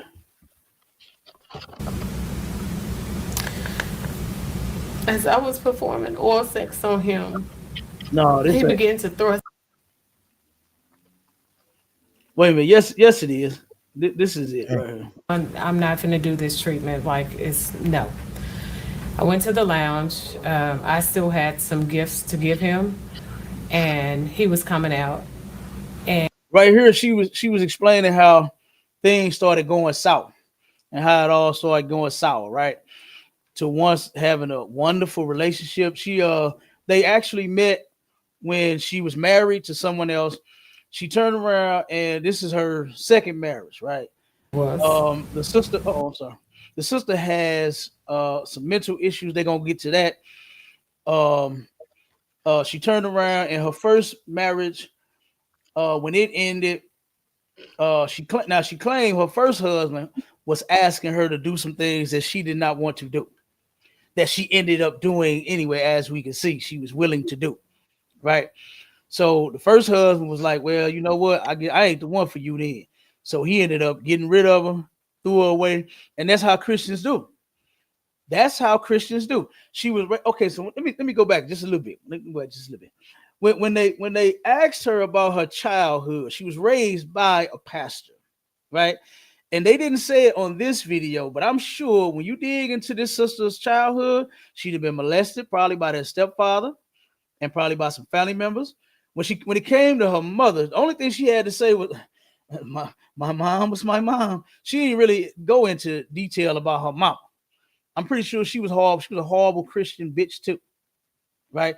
So this young lady, as a child, I'm sure she grew up in a horrible setting. A lot of our children do, with old nasty, perverted stepfathers and uncles and cousins and evil and abusive mothers and all kinds of mess, man. All kinds of mess. And we bring them stories out too.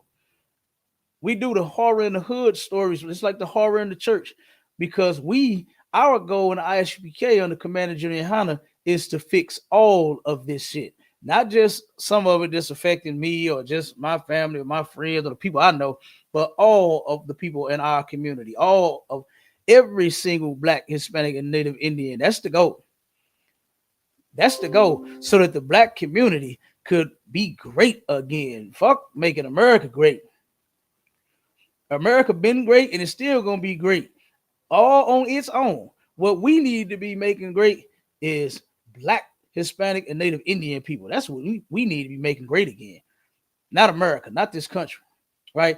So, of course, her childhood, I guess I'm sure all of this plays a part in it. So when it goes to her husband, her first husband, she turned around and tried to commit suicide. When it comes to her second husband, she didn't feel love in that relationship. It was abusive and this and that and all that. The dude did not care. He didn't give a damn about her and all this. So she was having problems. She actually is a damn, I forgot her title. She is a therapist.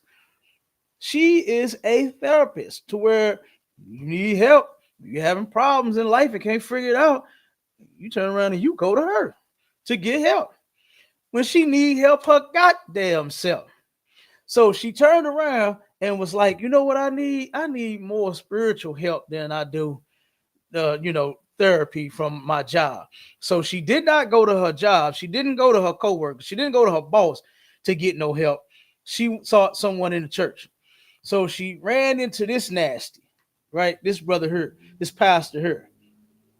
And she turned around and invited him to counsel her.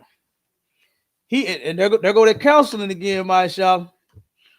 There go that goddamn counseling. Yeah, oh man, we know what counseling means. We know what counseling means in the world. We know counsel lead to the booty. You hear me? The counseling lead straight to the booty. Straight to the booty. Okay. So guess what? It turned around. Hold on 1 second. All right. Oh, they trying to pop me on the TikTok as usual. Are they trying to get you for counseling? I don't know. Yeah, we know that counseling leads straight to the booty, man. That's what up on there. Wait a minute. I'm still popping them. Yeah, damn. They tried their best to get this. Oh my God, they want us over here.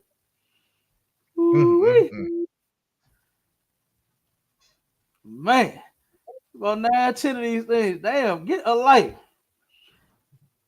And whoever is doing it, man, fuck you.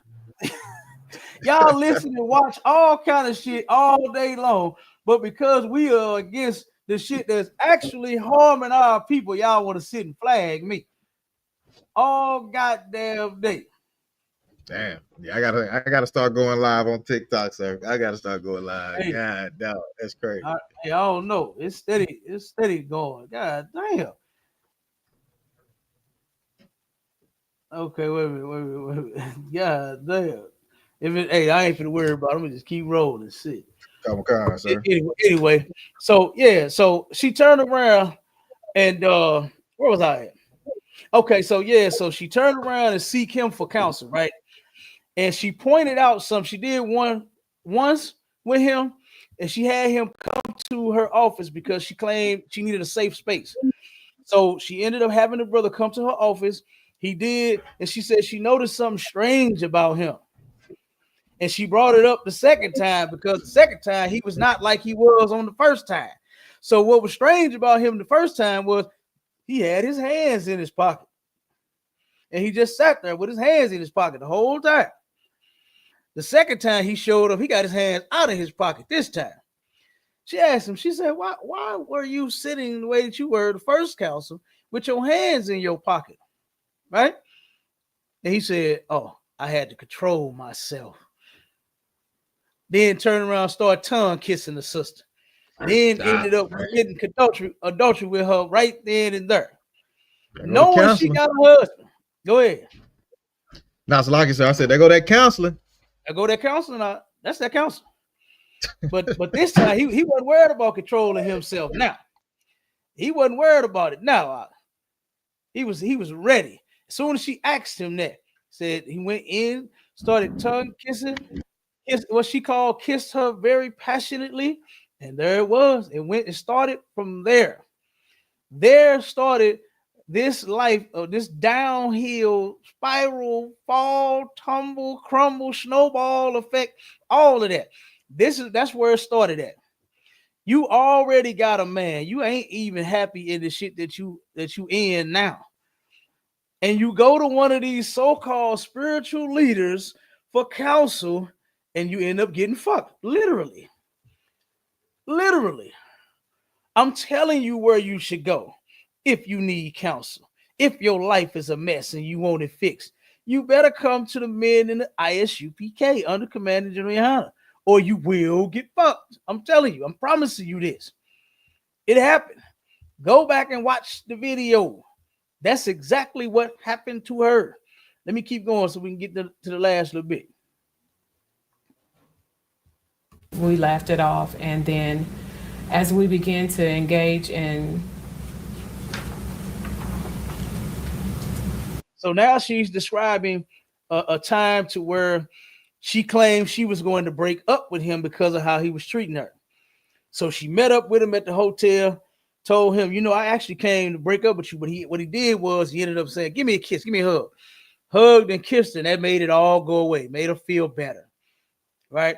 So then she said she told him that, oh, you know, I came to break up with you. His response was, why ain't you do it then? So they ended up laughing it off. That's what she's talking about now. The point where they actually laughed off the fact that she was going to break up with him, but did not. All right. So now she's going to describe what actually led her to wanting to unalive herself and what ultimately led to the unaliving of him. This was like the final straw right here. What I thought was going to be lovemaking was not that night.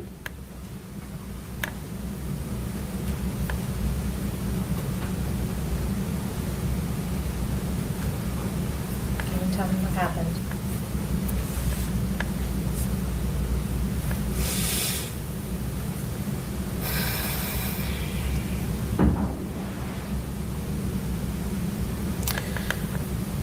As I was performing oral sex on him, he began to thrust himself inside my mouth really hard. And I told him that that was hurting. Then he grabbed my hair. I had long hair, and he wrapped my hair around his hand and he started yanking it. And when he wasn't thrusting himself in my mouth, he was pulling my hair really hard. And with his other hand, he would just hit me and hit me and hit me. And I was like, it's hurting. And he was like, you better not bite me. You better not bite me. And then after that, we had sex, and it was just rough, and it was hard, and it was just not what I was used to. And then once we finished, something he never ever does was he rolled over and just gave me the cold shoulder, and I was like, you're not gonna hold me? And he was like, no, and just went to sleep. I like making my podcast. So she was saying that this kind of like was the straw that broke the camel's back, right? To where turn around and the man was thrusting himself instead of, you know, saying it being good to her, a good thrust. She started smacking her in her head. I don't know what fool would have a woman in that position and then smack her and punch her all in the goddamn head. And then say, you better not bite me. You might get bit, dummy. And here's the thing, right? I don't know what kind of demons this brother got, but I want sex and that thrusting to be good. Not no, you know what I'm saying? Punch you and smack you in your damn head where you start crying and shit. I ain't trying. Like, I mean, the women like getting beat up, but they don't like getting beat up, if you understand what I'm talking about. Right. You understand?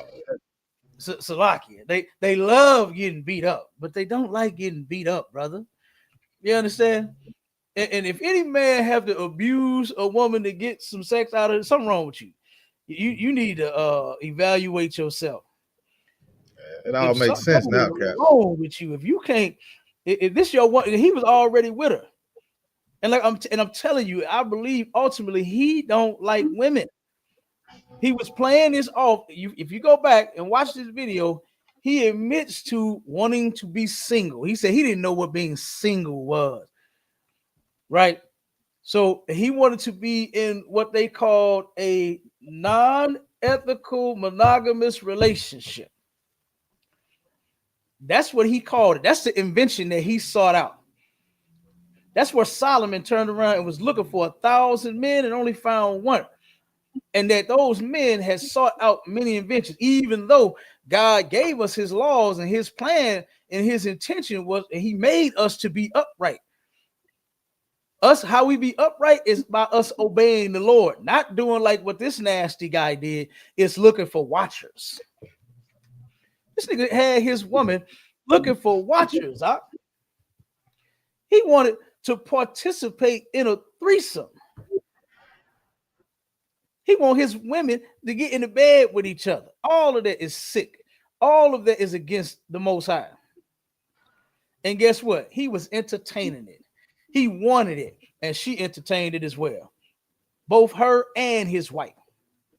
Okay. So now she's describing, like I said, she was going into how everything just started going downhill. How the man wasn't taking her on trips and wasn't really, seeing her as much and wasn't calling her. So she said, you know what? I'm going to break up with this dude. But she turned around and said, you know what? This ain't good enough. This is not good enough. Okay. So this is when she developed the plan to, she actually tried on this time right here. You're going to hear it. Let me play it. This happened to me. She's wondering, why does this always happen to me? You are evil. And you don't even realize it. You're not a victim. She's no victim. Okay. Whatever she was getting, she deserved it. The Lord is going to make sure that you don't live a happy life when you don't obey him. It's just not going to happen. What they say, Marsha, live your best life. You are not going to live your best life disobeying the Lord. It's in the Bible. This sister was successful. She had a nice job, nice house, nice car, had a little change on her. She had it going on. She's a beautiful sister, right? But guess what? She wasn't right either. Same filthy shit that she's describing about him. Guess what? It goes for her too. It goes for her too. Because you was with a man and you were sleeping with another man. You started sleeping with another man, claiming that this other man was giving you everything that you wasn't getting from the other man. Even when it came to sex, they like, damn, you wasn't getting no affection at home? Nope. He wasn't talking to me nice, this and that. What about sex? Well, not like that. You get no excuse to be a whore. You understand? The Lord commanded us. It's in the Bible. He commanded for our women not to be whores and for our men not to be sissies, not to be homosexuals. And it's in Deuteronomy 23:17. It says, there shall be no whore of the daughters of Israel. Every black, Hispanic, and Native Indian woman, you are not supposed to be a whore of any sort, whether it's sleeping with other women, cheating on your man, or being single and having wants and needs and doing what you want, going and getting your wants and needs met, and then going back home single. It don't matter how you play it. The Lord said, none of you, no black woman is supposed to be a whore. No Hispanic and Native Indian woman is supposed to be a whore at all. Give a damn what your excuse is. And then it says, nor a sodomite of the sons of Israel.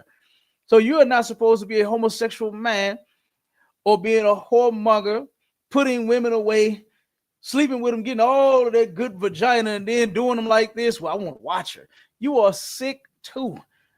And we are not supposed to partake in any of this type of evil nastiness at all. But she was willing to. And look at what happened. Because she didn't turn around and fight them demons, she gave in. And here's the thing. You never know where her shit is going to take you. You have to do your best to turn around and fight them demons. You got to fight them thoughts in your head. And you ain't going to do it in no church. Oh, no, it's nothing but horror coming in that church. You are not going to be successful. You're going to lose trying to fight demons outside of this organization. This is the only place where you'll learn to battle them goddamn things and you will win. You understand? We're not losers in here. We're winners in here. We don't lose to demons. You did that in the world. You were molested as a child and then you became promiscuous. You understand? Whether it was a boy or a girl. You had a poor life and you became a criminal trying to, take care of yourself or whatever it was. You saw a chance to make some money selling drugs and you wanted to ball till you fall. You wanted to be rich beyond, belief or whatever the hell it was. So you failed in the world. Now, if you actually want to get it right, then you come in here, man. You come in here and you learn. You learn. And if you have issues, seek counsel. This woman wasn't seeking no counsel. She was seeking a lover. That's what she wanted. That's what she wanted. A lot of sisters end up doing just what she did. Is say, you know what? I ain't happy at home. So I'm going to go find me some happiness. That's what they think. And then here, now you think this man, oh, he was making you happy in the beginning. till he started punching you in the back of your goddamn head as you was giving him fellatio. It was all good up until the point to where he told, bitch, you better not bite me, and punched you in the back of your head. Yeah, she was happy with him too. In the beginning. That's how it always happened. In the beginning, you happy. Till you start having problems, you don't know what the hell to do. Then you think to go find love somewhere else, and then you might cause this to happen to yourself. All right. Let me play a little bit more of this, and we're gonna get out of here, y'all.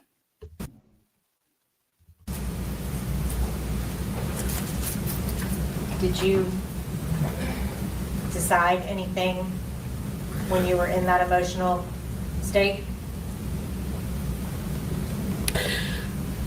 Well, that particular night, I just was, that morning, we stayed the night together, and that morning he got up and he left. He was getting dressed, and I was like, where are you going? Like, we always shower together. And he was like, and I was like, where are you going with still smelling like me? And he was like, none of your business. I was like, since when did you not tell me your schedule? And he left. Well, he was getting ready to leave. So I got up and I got dressed. And as I got dressed, I grabbed the key card for the room off the thing. And he laughed it off, and I left. And later on, I texted and said, hey, are we meeting up again? And he was like, I'll let you know. Of course, the day went on.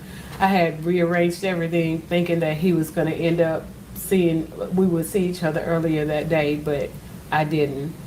And so that night, when I still didn't hear from him, I decided to head to the room. And as I was going, he was there.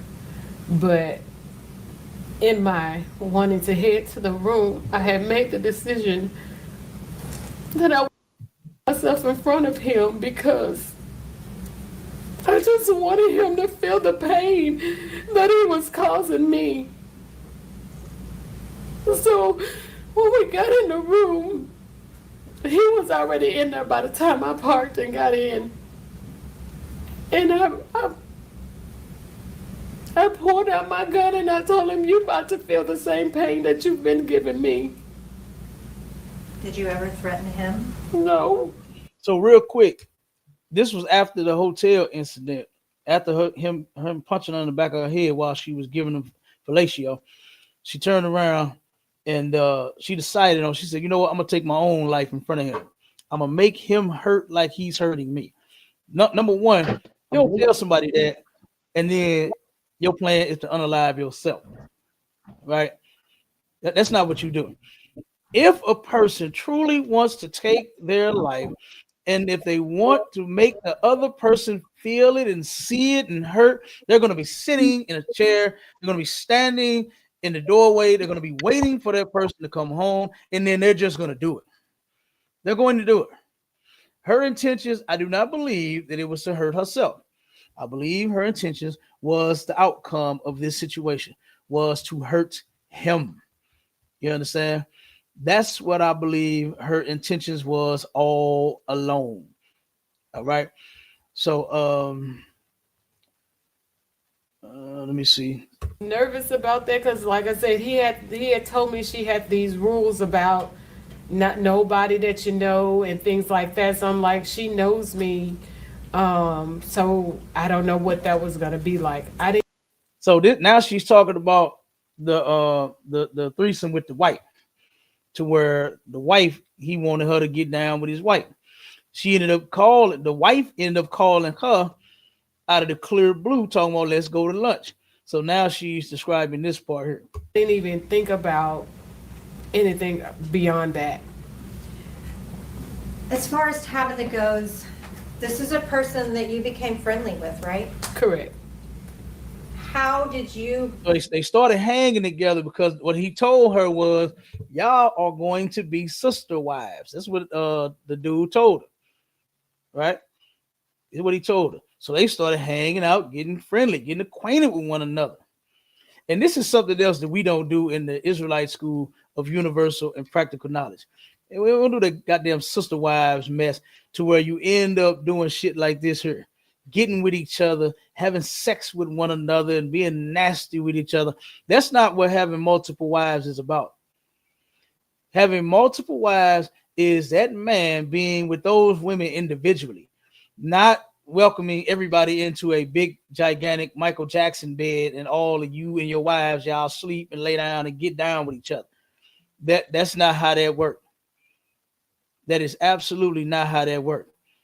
So a lot of people get the wrong idea when they hear us say that a man can have multiple wives. It's not unlawful. They immediately go to nastiness such as this. When we don't do this in the ISUPK, it's not how we get down.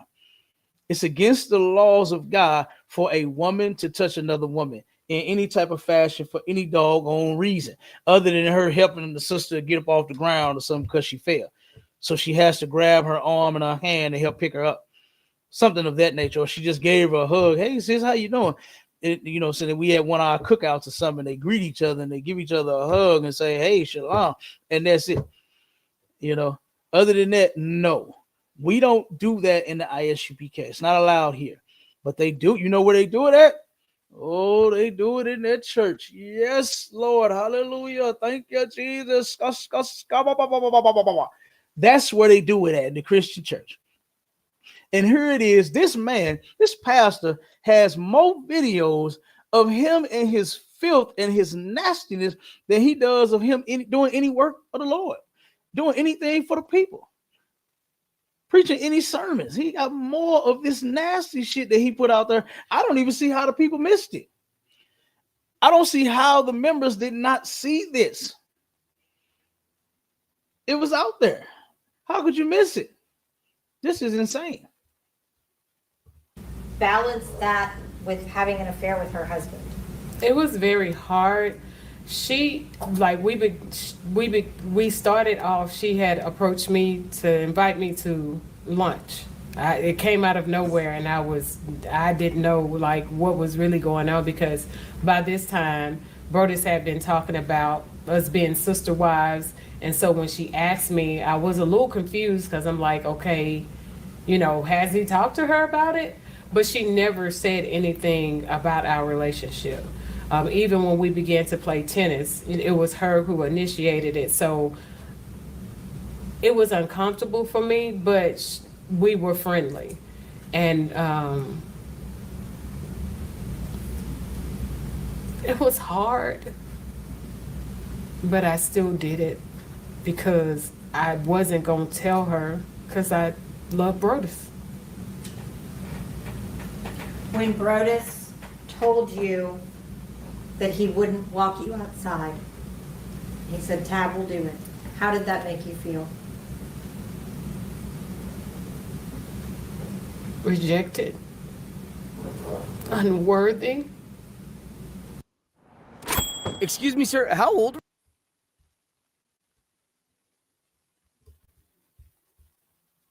Stupid. I was so stupid. And it hurt so bad.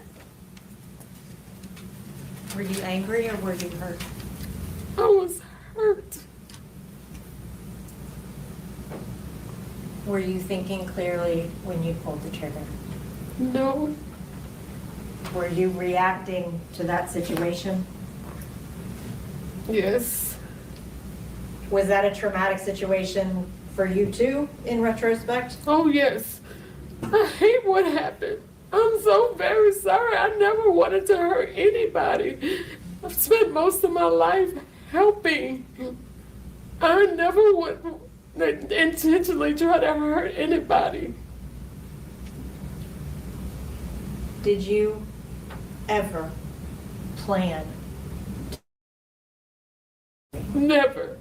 When you drove to Memphis, were you driving to Memphis to kill Brodus Perry? No. Why did you drive to Memphis? I drove because I just wanted to see him. Why? I wanted him to explain why he did that. Did you hope he would say, we can be together? Yes. Did he give you that hope when you went to the apartment? He did. Did he yank that hope away? He did. As he often did. Did you break in that moment? I shattered. Did you ever intend to hurt Tabitha? No. Did you even realize that you had shot her? No. That's all I have. Cross-examination.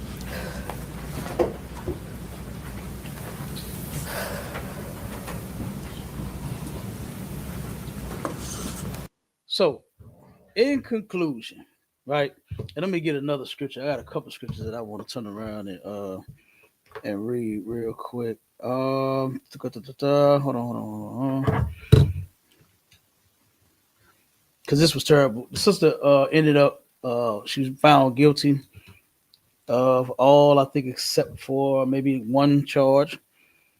And she is going to spend a long time in prison. All right, absolute waste of a sister. She could have been something beautiful. She could have been something successful. She could have what they say, she had a whole life ahead of her. She had a whole life ahead of her. You understand? But she blew it and threw it away all on this nasty ass, these thoughts of her own. You understand? These thoughts of this nastiness with this pastor. She threw it all away because of that. You understand? She threw that shit away. All right. So, like I said, let me read these couple of scriptures. Let me get them over here real quick. All right. Now, first in Exodus 20 and 13, it says, "Thou shalt not kill." Now, the Hebrew word is actually murder. Okay. That word is murder. You're not supposed to unalive people for just because now killing, there's a time and a place for all things, right? And kill being one of them, right? When you turn around and you unalive someone, murder someone, that's a senseless thing that you've done, right? Say, like, for instance, someone owe you some money for some drugs. You can't claim self-defense, or you know what I'm saying, you was mad because he ran off with your pack and didn't pay you or whatever. You have no defense in that. You will fall under that because, number one, you're not supposed to be selling drugs, right? Or using them or whatever, loaning somebody a key or an ounce, and they supposed to bring you back 1,000, 10,000, whatever. You're not supposed to be doing any of that. All right. So that's not an excuse. Okay. And what this sister did was not an excuse, even though he was a nasty bastard, right? That still gave her no reason to unalive the dude. You know what I mean? That she was not supposed to do. Okay. So let me go to Romans 2. Let's get straight on this nastiness. You know what I'm saying? Let's get straight to the nasty. All right. Because this is part of our problem. You know what I mean? Hold on one second. Uh-oh. Okay. Well, shout out to our beautiful sister Zora. You understand? Married to our brother. You understand? Who's actually an excellent brother. You understand? That brother, boy, he one of the flyers in the Midwest. I got to give it to him. You understand? Her husband is one of the flyers in the Midwest. Okay. Officer Tazan. Okay.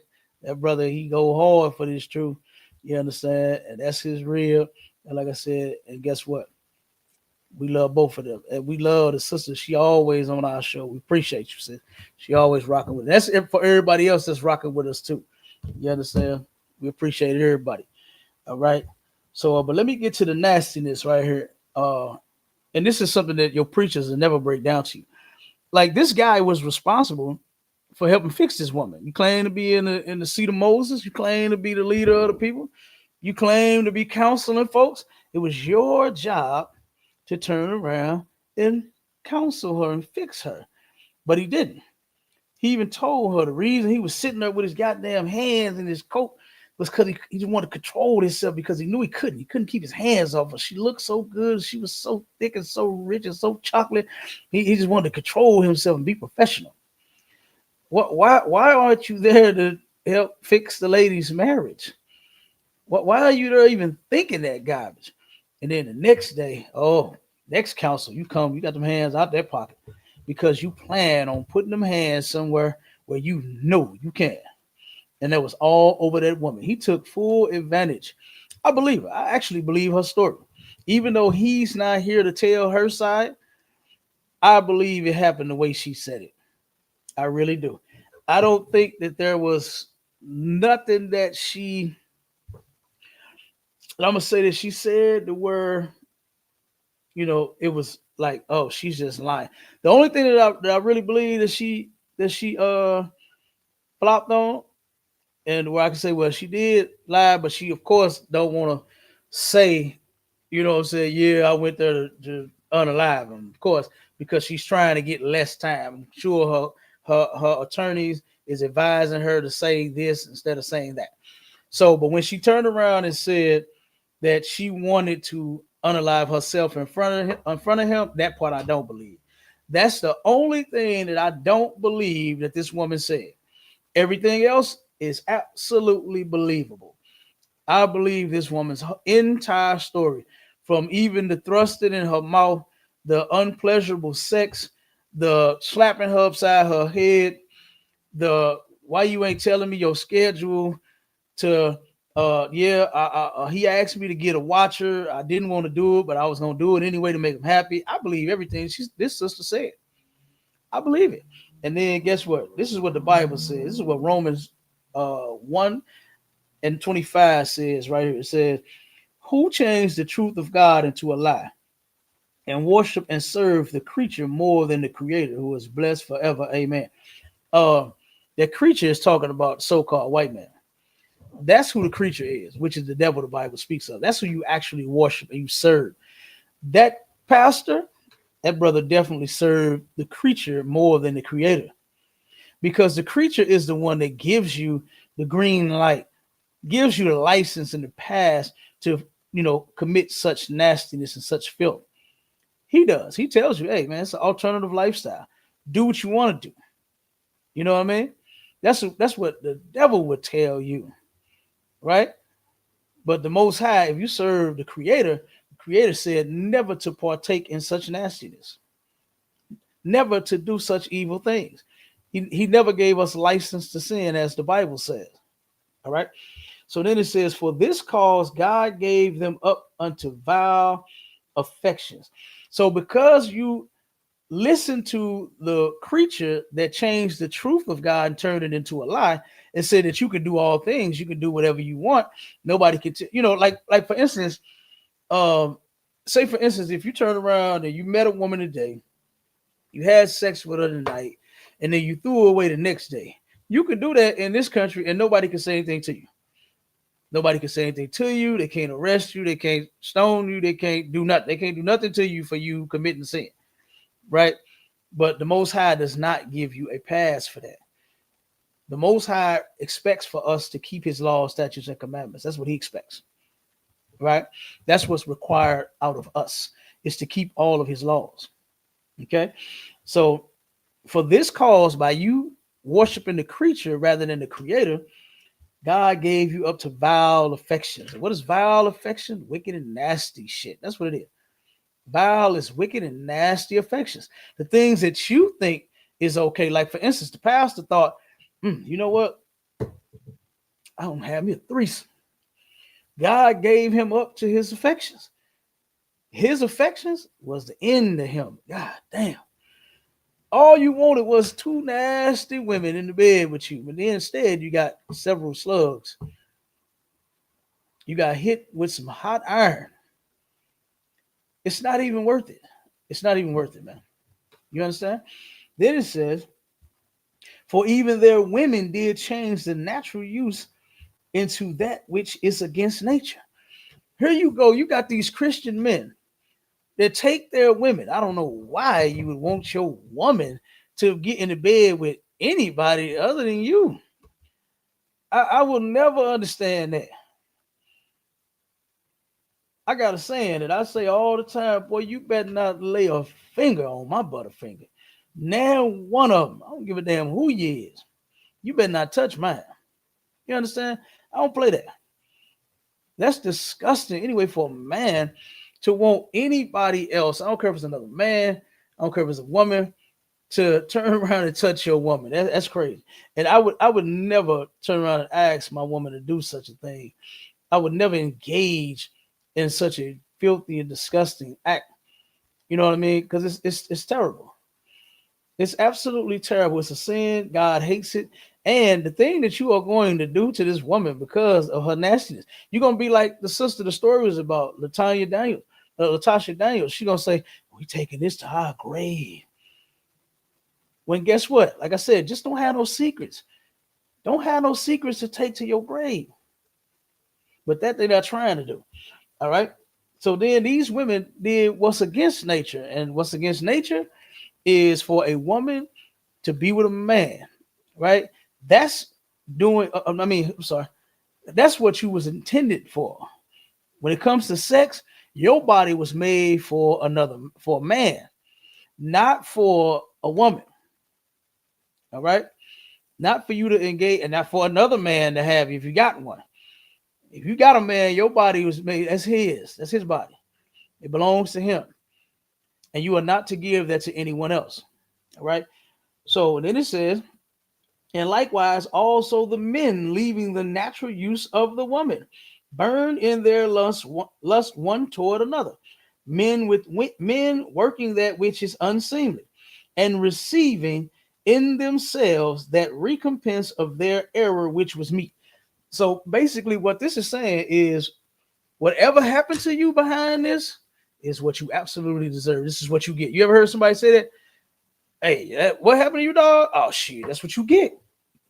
That's what you get. That's basically what that means when it says the recompense, right, of their error, which was meet. The recompense is the repayment for an act, right? That's what that is.